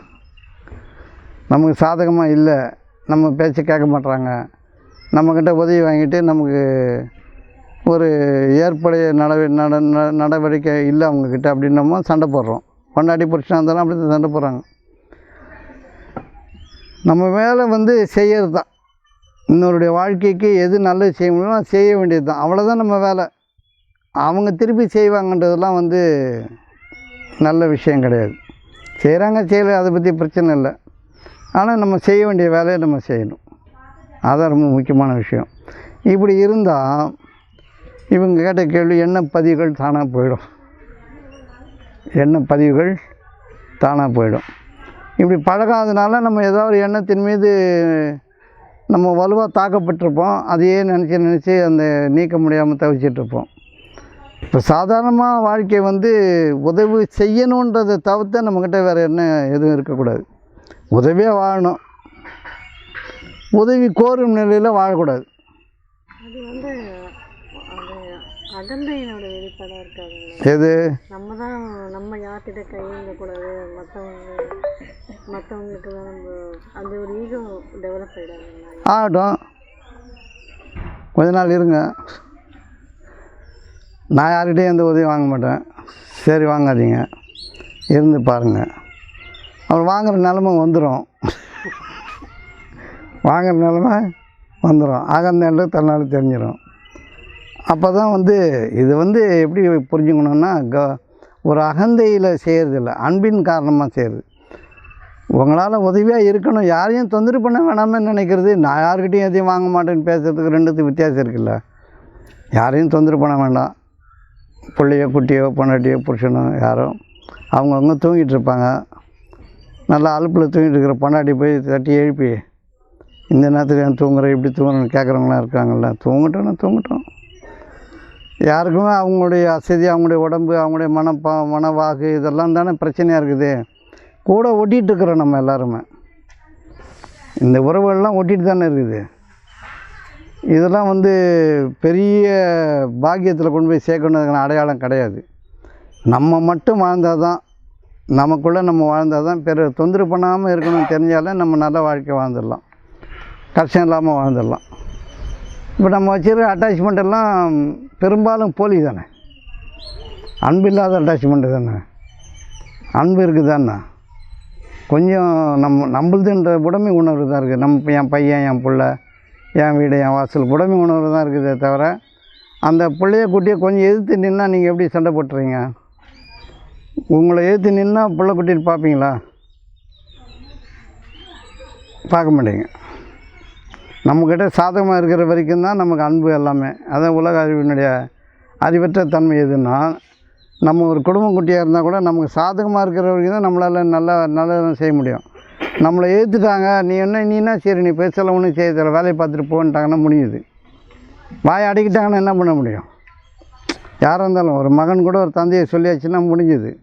இப்போ அப்பா வந்து பிள்ளைய சொல்கிறேன், நீ ஒன்றும் பிடுங்க வேண்டாம் படா அப்படின்ட்டாருன்னு வச்சுக்கோ, அவங்க கதை முடிஞ்சுது. அவன் சரி போ, நீ வேலையை பார்த்துட்டு போன்னு சண்டை வந்துடும் இல்லை. அப்போ வந்து நம்ம வச்சுருக்கிறதுலாம் போலியான ஒன்றா நிஜமான ஒன்றா? போலியான ஒன்று. இதை வச்சுட்டு தான் திண்டாடிட்டுருக்குறோம். இப்போ நமக்குள்ளே நம்ம வாழ்ந்தோன்னா நம்ம முடிஞ்சால் உதவி செய்கிறோம், நம்மளால் ஏன்றதை செய்கிறோம். அதுக்கப்புறம் நம்ம சும்மா இருந்துடுறோம். அவங்க சாதகமாக இருக்கிறாங்களோ சாதகமாக இல்லையோ, நம்ம பாட்டில் நம்ம இருந்துட்டோம்னா நமக்கு உண்டானது தானே நடக்குன்றது தான் நான் இதனுடைய வெற்றி. நீங்கள் எதன் மீது வாழணுமோ அதன் மீது நீங்கள் வாழ்ந்தே தீர்வீர்கள். இப்போ எங்கே தப்பு நடக்குது? சார்புடைய வாழ்க்கையில் இன்னொருத்தரை சார்ந்து நம்ம வாழ தலைப்படும் பொழுதெல்லாம், பிறருடைய உதவி எதிர்பார்க்கும் பொழுதெல்லாம், பிறர் தான் நமக்கு இதை செய்யணும், இவங்க அப்படி செய்யலை, இப்படி பண்ணலை, போல வரல, நிறைய குற்றச்சாட்டுகள் இருக்குல்ல, இது ஒழியாத வரைக்கும் நம்ம வாழ்க்கை நம்ம வாழலை. இது ஒழிஞ்சிடுச்சுன்னா நம்ம செய்ய வேண்டியதை மட்டும் செய்வோம், சொல்ல வேண்டியதை மட்டும் சொல்லுவோம். பிறர் எப்படி நடக்கிறாங்களோ அது நம்மளை பாதிக்காது. அதுவே அவங்க துன்பப்படுறாங்கன்னு சொன்னால் அதுக்காக நம்மளும் துன்பப்படுவோம். ஆனால் நம்மளுடைய சொந்த விஷயத்துக்காக நம்ம துன்பப்பட மாட்டோம். அவங்க துன்பப்படுறாங்களேன்றதுக்காக வேணால் துன்பப்படலாம், மற்றபடி வேறு எந்த விஷயமும் கிடையாது. இப்படி புரிஞ்சுங்க. ஒவ்வொரு சிந்தனையும் இந்த வாழ்க்கையை நிறைய பேசினாலும், அறிவுபூர்வமாக பேசினாலும், எல்லா இடத்துலையும் ஒரு சிக்கல் இருக்குது. எல்லா இடங்கள்லையும் ஒரு சிக்கல் வரும். இது எப்படி ஜெயிக்கிறது அப்படின்னு சொன்னால், நம்ம கொடுக்குற இடத்துல இருக்கிறது, அவ்வளோதான். எதை கொடுக்குற இடத்துல இருக்குது. பாரதி சொன்னார்ல, நிதி மிகுந்தோர் பொற்குவை தாரீர். நிறைய பணம் இருந்தால் பொற்குவை வாரி கொடுங்க. நிதி குறைந்தோர் காசுகள் தாரீர்.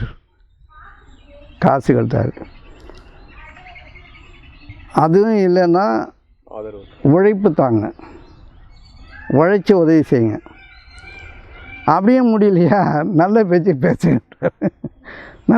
பேசுங்க. இப்படி புரிஞ்சுக்கணும். நம்மக்கிட்ட வசதி இருந்தால் நிறைய கொடுக்கலாம், கொஞ்சமாக இருந்தால் கொஞ்சமாக கொடுக்கலாம். எதுவுமே இல்லைன்னா உழைச்சாவது உதவி செய்யலாம். உழைக்கவும் உடம்புல தெம்பு இல்லைன்னா நல்ல வார்த்தையாவது பேசலாம் இல்லை? அப்படி இருந்ததுன்னா இந்த வாழ்க்கை சுகமான வாழ்க்கையாக தான் இருக்குது. இது அழகான மனிதர்கள் இதை இப்படி வாழறாங்க. அதனால் இந்த வாழ்க்கையை நம்ம எங்கே சிக்கலாக்கிறோன்னா, நிறைய அறிவுபூர்வமாக சிந்திக்கிறது, சின்ன சின்ன விஷயங்களாம் விட்டுட்டு பெரிய பெரிய விஷயங்களை சிந்திக்கிறது. அப்படி அதனால தான் நிறைய இழப்புகள். சின்ன விஷயங்கள் தான் நமக்கு பெரிய போராட்டமாக இருக்குது. ரொம்ப சின்ன விஷயம், அம்மா பொண்ணு ஒன்றா இருந்துட சொல்லுங்க பார்க்கலாம். ஒரு அப்பாவும் பையனும் நிம்மதியாக பேசிக்கிட்டாங்கன்னு சொல்ல முடியாது. பேரன்பில் பேசிக்கிட்டாங்க அப்படின்னு. கணவன் மனைவி உள்ளார்ந்த காதல்லே இருக்கிறாங்க, அதெல்லாம் சொல்லவே முடியாது. ஏன் அப்படி பிணக்கு வருதுன்னா, ஒருத்தர்கிட்ட ஒருத்தர் என்ன ஒன்று எதிர்பார்த்துக்கிட்டு இருக்கிறோம்.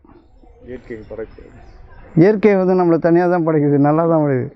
எல்லா அறிவும் திறமையும் ஆற்றலும் வலுவும் எல்லாம் தனித்தனியாக கொடுத்துருக்குது இல்லை? நம்ம தான் ஒட்டி போகிறோம். ஆதரவு செய்ய வேண்டியது வேலை மட்டும்தான் நம்மளுது, ஆதரவு தேடுற வேலை கிடையாது.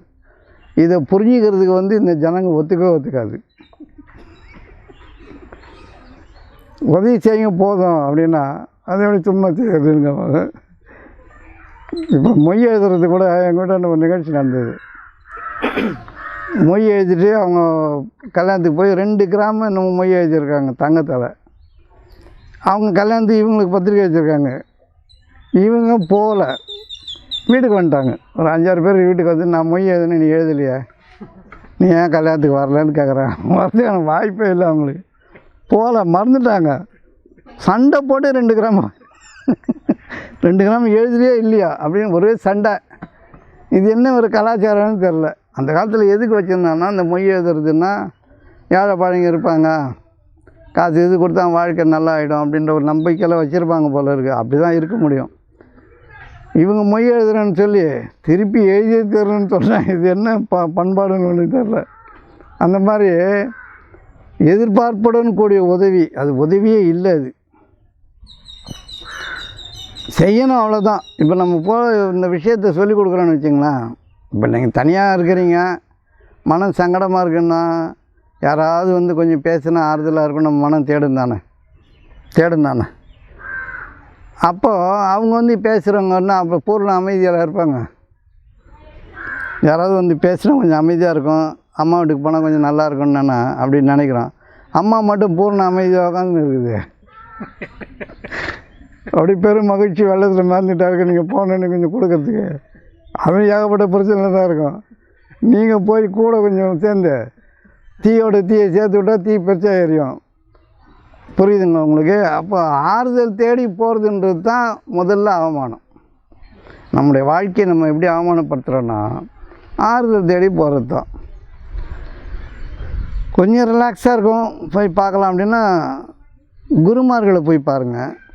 உங்கள்கிட்ட எந்த எதிர்பார்ப்பும் இல்லாதவங்களை போய் பாருங்கள். நீங்கள் தப்பே செய்தாலும் உங்களை வந்து இது குறை பேசாதவங்களை போய் பாருங்கள். அங்கே போய் பாருங்கள். நல்ல மனிதர்களை போய் பாருங்கள். நியாயம் உள்ளவங்களை போய் தேடிப்போங்க. ஆறுதலுக்கு அப்படி போகலாம்.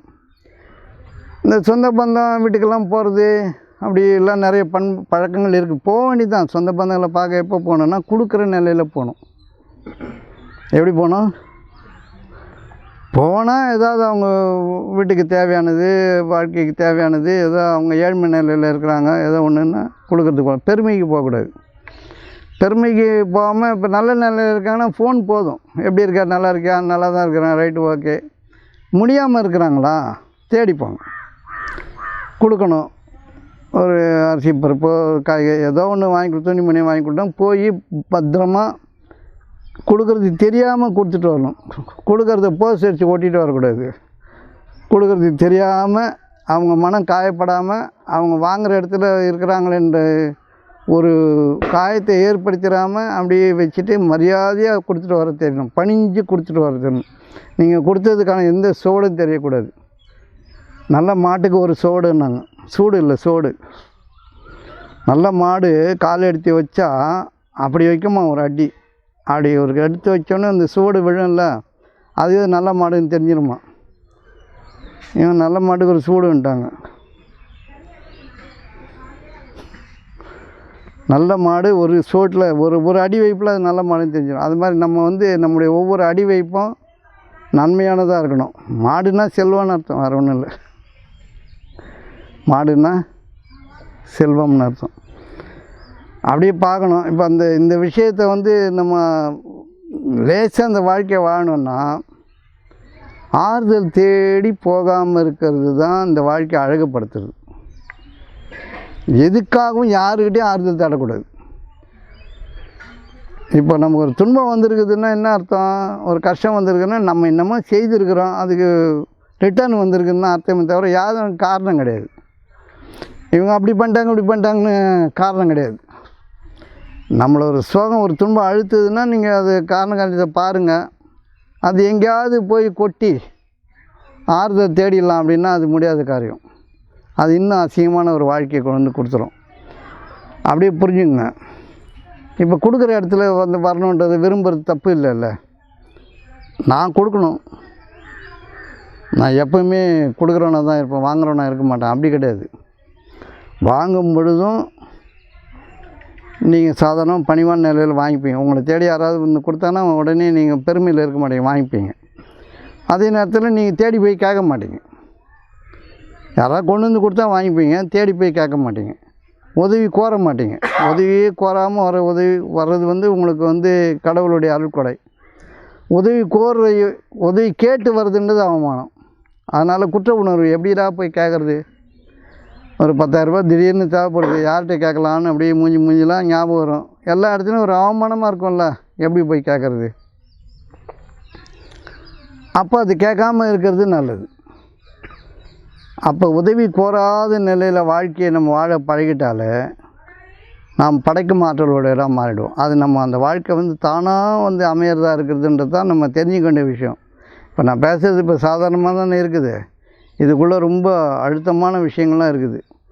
நீங்கள் சாதாரணமாக யாருடைய உதவியும் தேடாமல், யாருடைய மூஞ்சியும் பார்க்காம, எதிர்பார்க்காம வாழ பழகிட்டாலே நம்ம வாழ்க்கை தானாக உயர்த்தப்பட்டு கொடுக்குற இடத்துல நம்ம போயிடுவோம். இந்த கேட்குறதுன்றது வந்து நல்ல பழக்கம் கிடையாது. யாராவது உதவி செய்வாங்க அப்படின்ற பழக்கம் நல்ல பழக்கம் கிடையாது. இப்படி வந்து ஒவ்வொரு நிமிஷம் அப்படி இருக்கும் பொழுது தான் உங்களுக்கு இன்ட்யூஷன் வரும். நல்லதுக்கான உங்களுடைய தேவையை அறிவிக்கப்பட்டு உங்களுக்குள்ளே ஒரு உள்ளுணர்வுக்குள்ளே போகிறதுக்கான செய்தி வெளியேந்து வரும். வெளியேந்தான் செய்தி வரும். அது உள்ளே போயிடுச்சுன்னா அந்த வெளியில் இருக்கிறது உங்களுக்கு ஆகிடும். வலி இல்லாமல் வாழ்க்கையை வாழ்ந்துடலாம். வலி இல்லாமல். இப்போ நம்ம கேட்டோன்னா, இப்போ ஒரு வீடு கட்டணும்னா லோன் போடு, அது போடு, இது பண்ணி எவ்வளோ தொந்தரவு இருக்குது. வீடு வேணும், அவ்வளோதான். யாரை போய் கேட்குறது? யாரையும் கேட்க முடியாது. சும்மாவே இருந்தால் ஒரு நாள் உங்கள் வீட்டுக்குள்ளே நீங்கள் இருப்பீங்க. அதுதான் வந்து நம்ம கற்றுக்க வேண்டிய விஷயம். எனக்கு நடந்தது அப்படி தான் நடந்தது, அதுதான் சொல்கிறேன். அப்படி தான் நடந்தது. சாட்சியாளர் தான் நீங்கள். எங்கேயும் எதையும் கேட்கறது இல்லை. அதுவாக அமையுது, அதுவாக போகுது.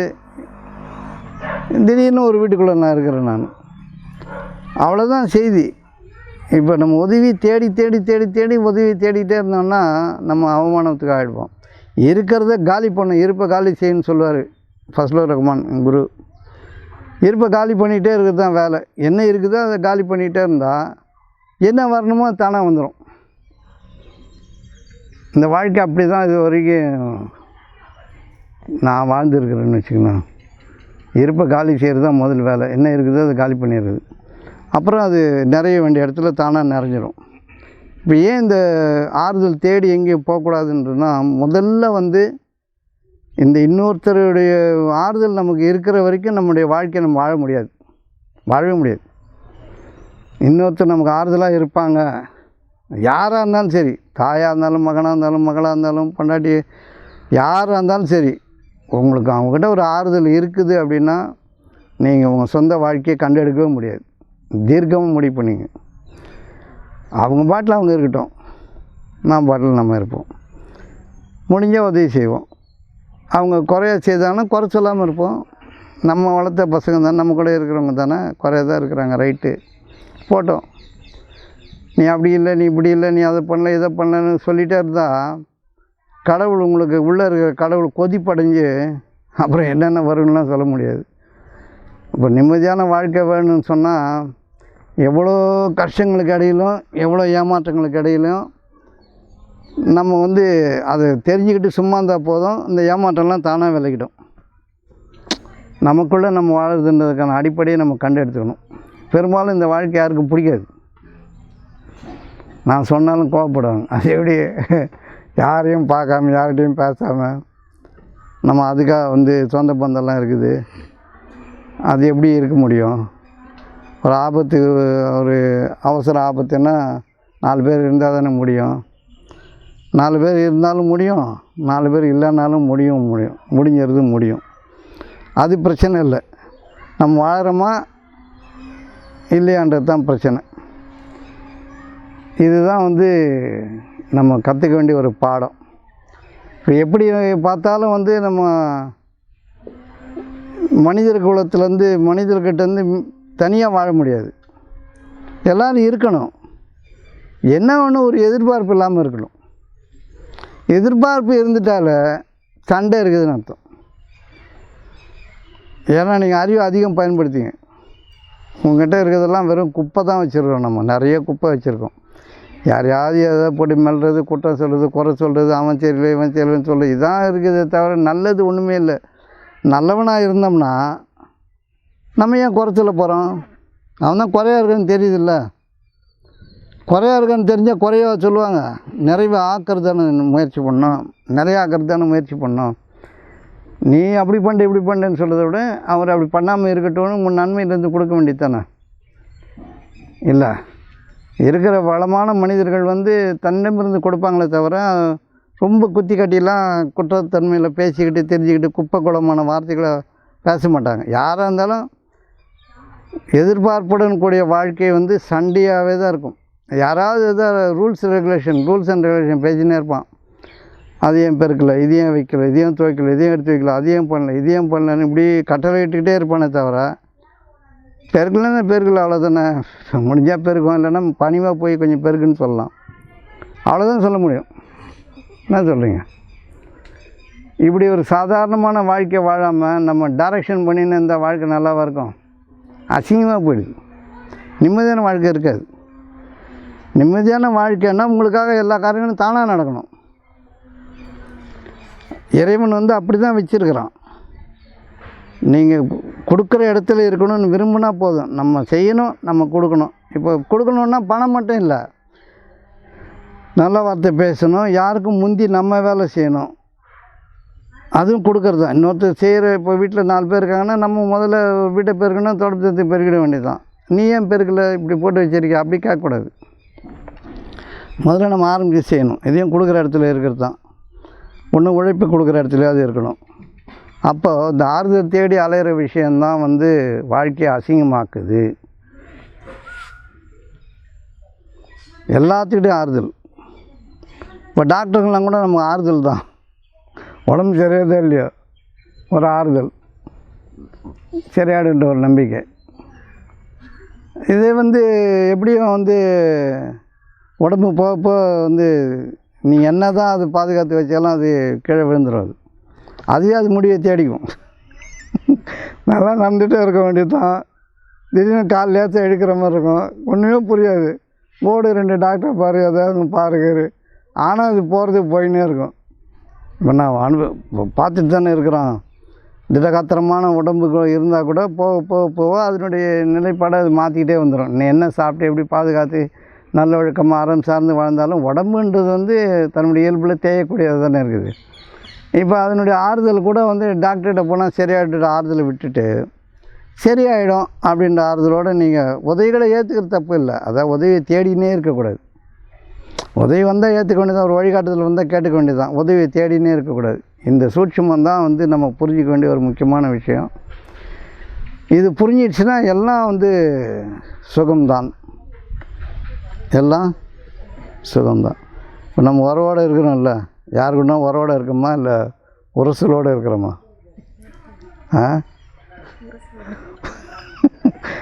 உரசலோடு தான் இருக்கிறோம். உறவாக இருக்கிறன்றதுக்கான வாய்ப்பு ரொம்ப குறைச்சல் தான். உறவு அப்படின்னா என்னது? துறவு தான் உறவு.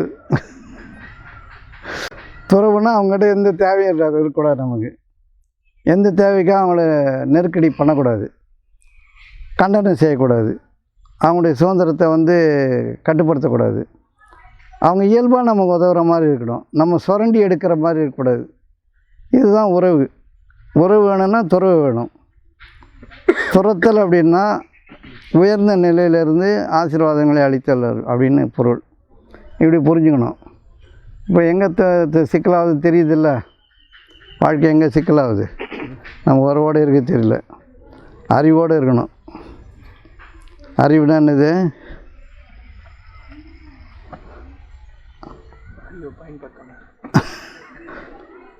அறிவுனா அறிவு அதிகம் பயன்படுத்தக்கூடாதுன்னு அர்த்தம்.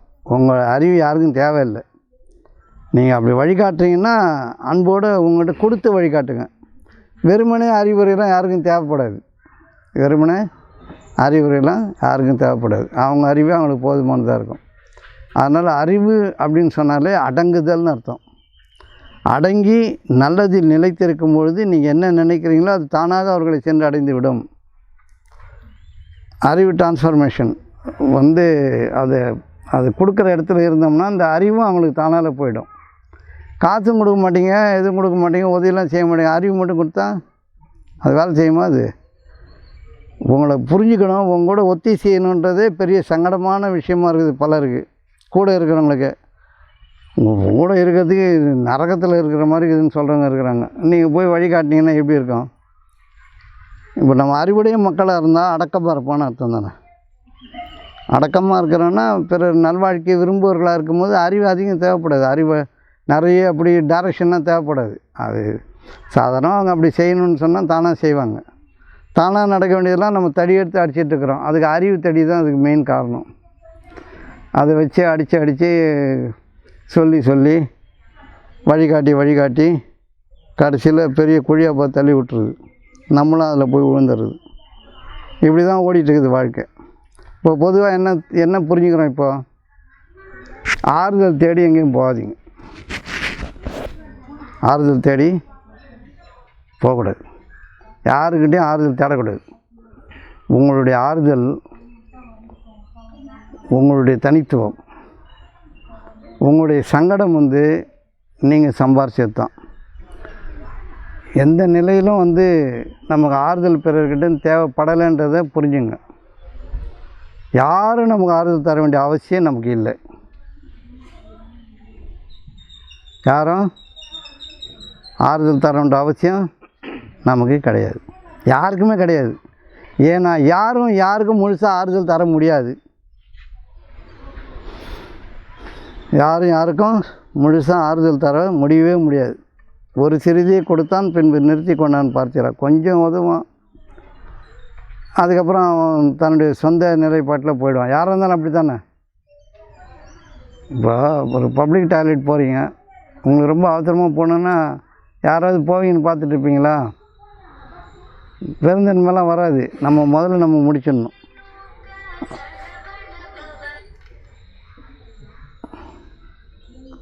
அது மாதிரி இந்த சின்ன விஷயந்தான் பெரிய தடையாக இருக்குது வாழ்க்கையில். சொந்த பந்தங்களை பார்க்கணுன்னா கொடுக்குற இடத்துக்கு போய் பாருங்கள். வாங்குகிற இடத்துல போகாமல், வாங்குகிற இடத்துல இருந்தீங்கன்னா போகாதீங்க. வாங்குகிற இடத்துல இருந்தீங்கன்னா, கேட்குற இடத்துல இருந்தீங்கன்னா போகாதீங்க. தாங்குங்க, துயர் தாங்குங்கள். உங்களுடைய சொந்த சோகத்தை தாங்கி பிடிங்க. அது தானாக சரியாயிடும். அதான் அதில் முக்கியமான விஷயம். அது தானாக சரியாயிடும். நான் என் வாழ்க்கை நடந்தது தான் உங்களுக்கு சொல்கிறேன். எனக்கு நடந்தது தான் நான் சொல்கிறேனே தவிர வேறு ஒன்றும் இல்லை. சொந்த சோகங்களை சம்பாதிச்சது நம்ம தான். இதை போய் பங்கு வச்சு நீ எனக்கு உதவி செய்யலை, நான் கஷ்டத்தில் இருக்கிறேன் அப்படின்னு சொல்கிறது அது கடவுள் ரொம்ப கடுப்பாயிடுவார், வெறுப்பாயிடும் இந்த பிரபஞ்சங்க மேலே. சம்பாதிச்சது கெட்டது சம்பாதிச்சு சோகத்துக்கு வந்ததே நீ தான். இதை எடுத்து போய் பங்கு வச்சு நீ எனக்கு உதவி செய்யலை, நான் கஷ்டப்பட்டுட்டு இருக்கிறேன், நான் அப்படி இருக்கிறேன் இப்படி இருக்கிறேன்னு போய் சொன்னேன்னா இந்த பிரபஞ்சம் உங்களை கைவிட்டுடும். அவமானம் தான் மிச்சம்.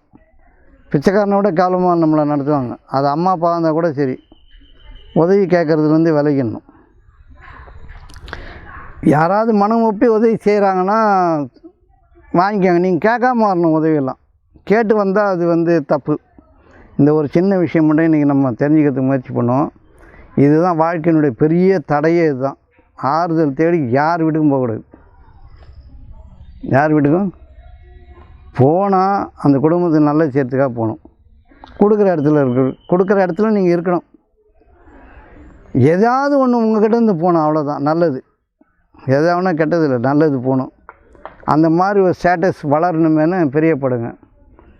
இதுதான் ஆனந்தம். இதுதான் ஆனந்தம். இந்த ஆனந்தத்தை சம்பாரிச்சிட்டோன்னா நம்ம எல்லோருக்குமான உதவியாளராக இருப்போம். நம்மக்கிட்டேருந்து எல்லோரும் எடுப்பாங்க. நம்ம நமக்கு வர வேண்டியது ஊற்று போல் நம்மக்கிட்ட வந்துகிட்டே இருக்கோம், போய்கிட்டே இருக்கும். மினிமம் ஒரு நல்ல வார்த்தையாவது போகும். நிறைய விஷயங்கள், நிறைய பணம் காசு நேரம் கூட நல்ல வார்த்தை. அவங்க ஒரு வார்த்தை சொன்னால் போதும், சரியாயிடும். அவங்க அப்படி இருக்காங்க. அவங்கக்கிட்ட போய் ஒரு நல்ல வார்த்தை வாங்கிட்டு வரலான்னு யாராவது நல்ல வார்த்தைன்னு சொல்லி உங்களை பெருமைப்பட அவங்க பேசுகிற நிலையில் வாழணும். நீங்கள் பெருமையாக நினச்சிக்கூடாது. உங்களை நான் சொன்னால் சரியாயிடும் அப்படி இப்படின்னு நினச்சிக்கூடாது. அவங்க சொல்லணும், அவர் சொன்னால் சரியாயிடும், அவங்க சொன்னால் சரியாயிடும் அப்படின்னு அவங்க ஏதாவது உங்களை பெருமைப்பட வாழணும். எல்லாருக்குமான வாழ்க்கை தான் இது. ஆனால் எல்லோரும் அப்படி வாழ முடியாது. யாரோ ஒரு சிலராவது வாழலாம். இதுதான் வள்ளலார் தனித்திரு அப்படின்னு. தனித்திரு, தனியாக இரு, எல்லோரும் இருக்கட்டும், நீ தனித்திரு, உதவி தேடி ஓடாத, பசித்திரு, விழிப்பாருன்னு சொன்னால் எல்லா செய்திகளும் உங்களுக்கு வரும்னு அர்த்தம். விழிப்பாக இருக்கிறதுனுடைய அடையாளம் என்னென்னா, ஒரே ஒரு விஷயத்தை கவனத்தில் வைக்கிறது இல்லை. எல்லா விஷயங்களும் ஒரே நேரத்தில் வரும். எல்லா விஷயங்களும் ஒரே நேரத்தில் வரும். அதில் நீங்கள் எதை டியூன் பண்ணுறீங்களோ அது உங்களுடைய கவனத்துக்கு ஆகிடும். இப்போ ஒரு 100 சேனல் வருதுன்னு வச்சுங்க, ஒரு டிவியில் எல்லாம் ஒரே நேரத்தில் தான் வரும். எந்த ஃப்ரீக்குவன்சியில் டியூன் பண்ணுறோமோ அது மட்டும் நம்ம காட்சிக்கு வரும். அதுதான் அவேர்னஸ், அதான் விழிப்புணர்வு. எல்லாமே நம்ம எதை வேணாலும் டியூன் பண்ணி பார்த்துடலாம். நமக்கு தேவை, அது அவசரம், எது முக்கியன்ற நம்ம செக்ரிகேட் பண்ணி டியூன் பண்ணி பார்த்தோன்னா அதனுடைய விஷயங்கள் நம்ம தெரிஞ்சிக்க முடியும். விழிப்புணர்வுன்னு டோட்டல் அவேர்னஸ், அப்சல்யூட் அவேர்னஸ் தான் இந்த விழிப்புணர்வுன்றது. மொத்த செய்தி நம்மக்கிட்ட வந்திருக்கும். நம்ம வேணும்னா அதை பார்த்துக்க முடியும். புரியலன்னா சொல்ல முடியாது. டியூன் பண்ண தெரியணும். இந்த நேரத்துக்கு, இப்போ பையனுக்கு, இப்போ பொண்டாட்டிக்கு, இப்போ பிள்ளைக்கு டியூன் பண்ண தெரியணும்.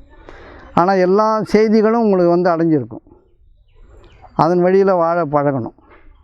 இதுக்கு அடிப்படை தெரிஞ்சுக்கணும்னா ரொம்ப நல்லது.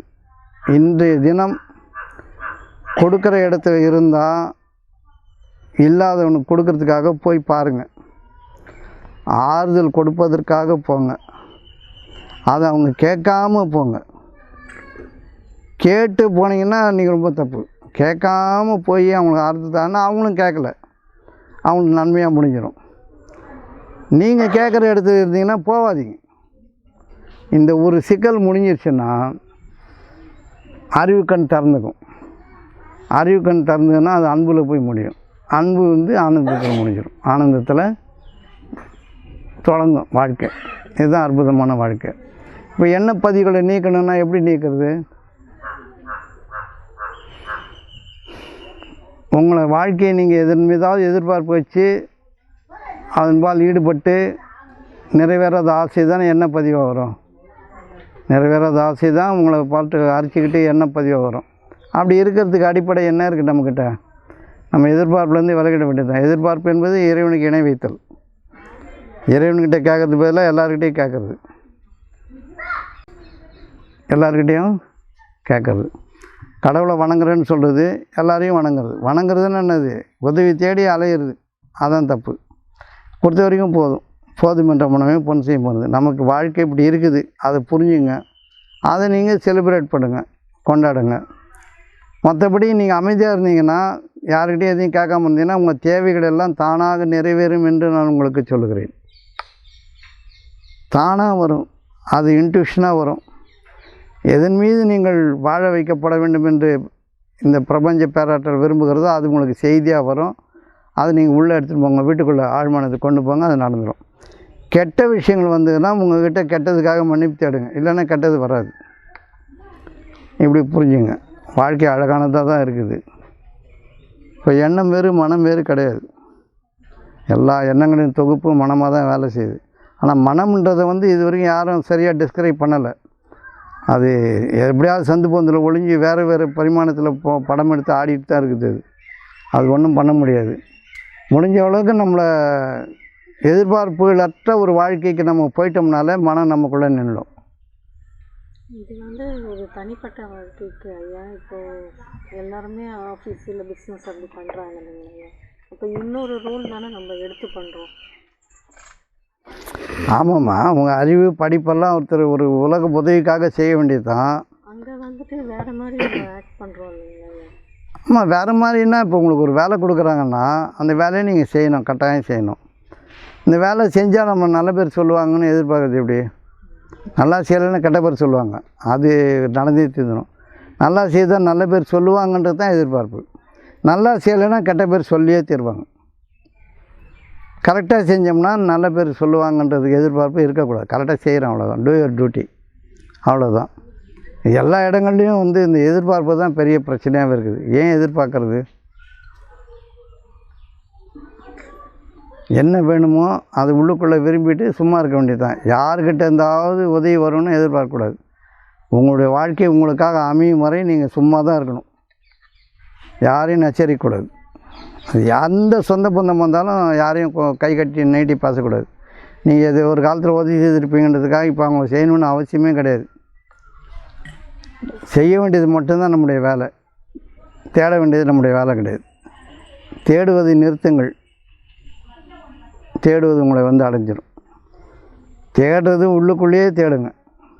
யாருக்கிட்டையாவது தேடினீங்கன்னா அது வரவே வராது, வந்தாலும் அவமானமாக வரும். இதுதான் குறிப்பு.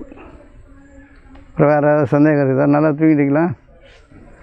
என்ன கேள்வி கேட்டிங்கன்னு தெரில. ஆயுள் நீட்டிப்பு, நீண்ட நாள் வாழ்க்கை. இதுதான் அவங்க எதிர்பார்ப்பெல்லாம் வாழ்ந்தது தான். அதான் சொல்லிகிட்டு இருக்கிறேன். ஆயுள் நீட்டிக்கிறதுக்கு ஒரே வழி அவங்கவுங்க வாழ்க்கை அவங்கவுங்க வாழட்டும். நம்ம டைரக்ஷன் பண்ணினே இருக்கக்கூடாது. எல்லாருமே வந்து சுயநலத்தின் காரணமாக டைரக்ஷன் பண்ணுறோம். இந்த பாருங்க, இப்போ இந்த வாழ்க்கை முடியுதுன்னு வச்சிங்களேன், நம்ம எங்கே போவோம், இதெல்லாம் யார் என்ன ஆகும் ஏதா ஒன்றுமே தெரியல. ரொம்பலாம் போட்டு கட்டி இழுக்கணுன்ற அவசியம்லாம் கிடையாது. யாரையும் டைரக்ஷன் பண்ணி திருத்தணுன்றதெல்லாம் கிடையாது. அவங்களுக்கு சொல்லுவோம், செய்யலைன்னா செய்யலை, அவ்வளோதான். அப்படி சாதாரணமாக இருக்கிறதுக்கு பழகிட்டோன்னா நம்ம ஆயுள் பங்கப்படாது. ஆயுள் பங்கப்படுதுன்னா ஒன்று தெரிஞ்சுங்க. ஆயுள் குறையுதுன்னா மூச்சு வாங்குவாங்க, பேசுவோம். மூச்சு வாங்குவாங்க, எவன் பேசுகிறானோ அவன் சீக்கிரம் செத்துருவான். ஆமாம், தேவையில்லாத பிரச்சனை மூச்சு வாங்க பேசக்கூடாது. மூச்சு நிதானப்படணும். நிதானப்பட்டால் பேச்சு நிதானப்படும். பேச்சு நிதானப்பட்டால் எதை பேசணும்னு தெரியும். அது பேசினா போதும். இப்போ ஆயுள் நீட்டிக்கிறதுன்னு வச்சுக்கோங்க, ஒரு காலத்தவணை உங்களுக்கு 70 வருஷம் வரைக்கும் இருக்குதுன்னு வச்சுங்களேன். ஒரு 70 வருஷம் வாழணும்னு இருந்ததுன்னா அதை வந்து நீங்கள் இன்னொரு 75-80 வயசு வரைக்கும் நீட்டிக்கலாம். இல்லை இப்போ தான் 40 வயசு ஆகுது, 70 வயசு வரைக்கும் ஒரு வாழ்க்கை ஓடுன்ற அளவுக்கு உடம்பு திராணி இருந்ததுன்னா முடிச்சுக்கிறதுனால முடிச்சுக்கலாம். அது உங்கள் இஷ்டம், அது உங்கள் இஷ்டம், யாரும் தடை சொல்ல முடியாது. ஒன்று நீட்டிக்கவும் முடியும், ஒன்று முடிச்சுக்கவும் முடியும். எதை விரும்புகிறீங்க நீங்கள் செய்யலாம். பிரபஞ்ச பேராற்றல் ஒரு காலத்தவணை வச்சுருன்னு வச்சுக்கோங்க. ஒரு பேச்சுக்காக ஒரு 70 வயசு வச்சுருக்கணுங்க, நீங்கள் ஒரு 90, 80 வயசு, 85 வயசு வரைக்கும் வாழ்ந்து சில விஷயங்கள்லாம் செய்யணும், நல்லதெல்லாம் பண்ணணும், மக்கள் சேவை ஆற்றணும்னு விரும்புனீங்கன்னா வாழ்க்கை வந்துடும். இல்லை அதுவே தேர்ந்தெடுக்குதுன்னு வச்சுங்க, இந்த வேலைக்கு இவரை வச்சுருக்கலாம் அப்படின்னா அது கொஞ்சம் ஆயுள் நீட்டிப்பு கொடுக்கும், அதுவே கொடுக்கும், பிரச்சனை இல்லாமல் போகும். இப்போ நிறைய அரசியல்வாதிகள்லாம் நிறைய நாள் உயிரோட இருக்கிறார். ஜே பைடன்லாம் 90 வயசு அது பிள்ளைகுது. ஜே பைடன்லாம் எவ்வளோ 87 எவ்வளோ வயசாகுது. ட்ரம்ப்பு பாருங்கள், சின்ன பையன் மாதிரி துள்ளி குதிக்கிறாரு, 70, 75 வயசு என்னமோ ஆகுது. பெரிய பெரிய அரசியல்வாதிகள்லாம் ஏதோ ஒரு தேவைக்காக பிரபஞ்சம் அவங்கள எல்லா பிரச்சனையும் இடையில் நல்லா வச்சுருக்குது பாருங்கள். அதனால் ஆயுள் நீட்டிப்புன்றது வந்து வேணும்னா நீட்டிச்சுக்கலாம், போதுன்னா முடிச்சுக்கலாம், ஒன்றும் பிரச்சனை இல்லை. ஆனால் மூச்சு வந்து நிதானமாக இருக்கிற வரைக்கும் பேச்சு நிதானமாக இருக்கும். அது எப்பவும் கவனிச்சுங்க. பேச்சு நிதானமாக இருக்கிற வரைக்கும் மூச்சு நிதானமாக இருக்கும். அப்போ நம்ம மனம் வந்து எதிர்பார்ப்புகள் இல்லாத ஒரு வாழ்க்கைக்குள்ளே போயிடுச்சுனாலே எல்லாமே சமாதானத்துக்கு வந்துடும், எல்லாமே சமாதானத்துக்கு வந்துடும். ஏன் எதிர்பார்க்கணும்? அவங்கவுங்க இயல்பில் அவங்கவுங்க இருக்காங்க. நிறைய பிரச்சனைகள் இருக்குது. சாதாரணமாக வந்து நம்மக்கிட்ட ஒருத்தர் வந்து பேசிட்டே இருக்காங்க, சொல்லாமல் எழுந்து போயிட்டாங்கன்னா நீங்கள் சும்மா இருப்பீங்களா? உங்கள் வீட்டுக்கு ஒரு சொந்தக்காரங்க வராங்க, பேசிட்டே இருக்காங்க, போயிட்டு வரேன்னு சொல்லாமல் போயிட்டாங்கன்னு வச்சுக்கோங்க, உங்களுக்கு என்ன நிலமை, உங்கள் நிலமை என்ன ஆகும்? குறைஞ்சிருவீங்களா? ஆயுள் குறைஞ்சிரும். அந்த ரெஸ்பான்ஸ் அவங்க கொடுக்க வேண்டிய அந்த ரெக்கக்னிஷன் இல்லைனால முடிஞ்சுது. ஆனால் அதுலேருந்து தப்பிச்சுக்கணும். எப்படி தப்பிக்கிறது? அப்படி சொல்லாமல் போகிற மாதிரி ஒரு நிலையில் நம்ம ஆகிடக்கூடாதுன்ற அச்சத்தோடு நமக்குள்ளே நம்ம வாழ பழகிட்டால் அப்படியே நடக்கிறதுக்கு வாய்ப்பு இல்லை. தீயவை நடக்கிறதுக்கு வாய்ப்பு கம்மியாக்கிக்கணும். தீயது நடக்கும், அது நடக்கிறதுக்கான வாய்ப்பை குறைச்சிக்கணுன்னா எதிர்பார்ப்புகள்லேருந்து விலகுங்கள், தேடுவதை நிறுத்துங்கள். என்ன வேணுன்றது தேடிக்கிட்டே இருக்கக்கூடாது. என்ன வேணுமோ அது விரும்பிட்டு சும்மா இருந்தால் போதும். யாரையும் டைரக்ஷன் பண்ணுற வாழ்க்கை வந்து அநியாயமானது. அன்போடு சொல்லிக் கொடுக்க தப்பு இல்லை. ஏன் இப்படி நீ செய்ய மாட்டேங்கிறேன்னு டைரக்ஷன் பண்ணக்கூடாது. அதான் தெரியலையே, இல்லை வேணும்னு கூட செய்யாமல் இருக்கலாம், வெறுப்பேற்றது கூட செய்யாமல் இருக்கலாம். அவன் வரட்டும் இன்றைக்கி என்ன பண்ணுறான் பாருன்னு சொல்லிட்டு சோதனை நிறைய உப்பு போட்டு வச்சிடலாம், பார்த்து தெரியாமல் பண்ணுறேன்னு சொல்லிடலாம் அப்படின்னு சொல்லிட்டு நிறைய விஷயங்கள் இருக்குது. இன்னும் வேணும்னு செய்கிறதா கூட நம்ம ஒன்றும் பண்ண முடியாது. அதனால் யாருக்கிட்டேருந்து இந்த மாதிரி எதிர்பார்ப்புகளுடைய வாழ்க்கையை வாழறதுலேருந்து விலகிட்டாலே போதும், நம்முடைய வாழ்க்கை வந்து சுகமானதாக ஆகிடும். அதுதான் வந்து ஆனந்தமான வாழ்க்கை, பேரின்பமான வாழ்க்கை. முதல்ல இந்த மாதிரி விஷயங்கள்லேருந்து விலகணும். எப்படி விலகணும்னு தெரியுதா? யாரையும் நச்சரிக்கக்கூடாது. உங்களுடைய விருப்பத்துக்கு, உங்களுடைய சொந்த விருப்பத்தை யார் மேலேயும் திணிக்க ஆரம்பிச்சிங்கனாலே நீங்கள் ரொம்ப கொடுமையான தண்டனைக்கு ஆளாயிடுவீங்க.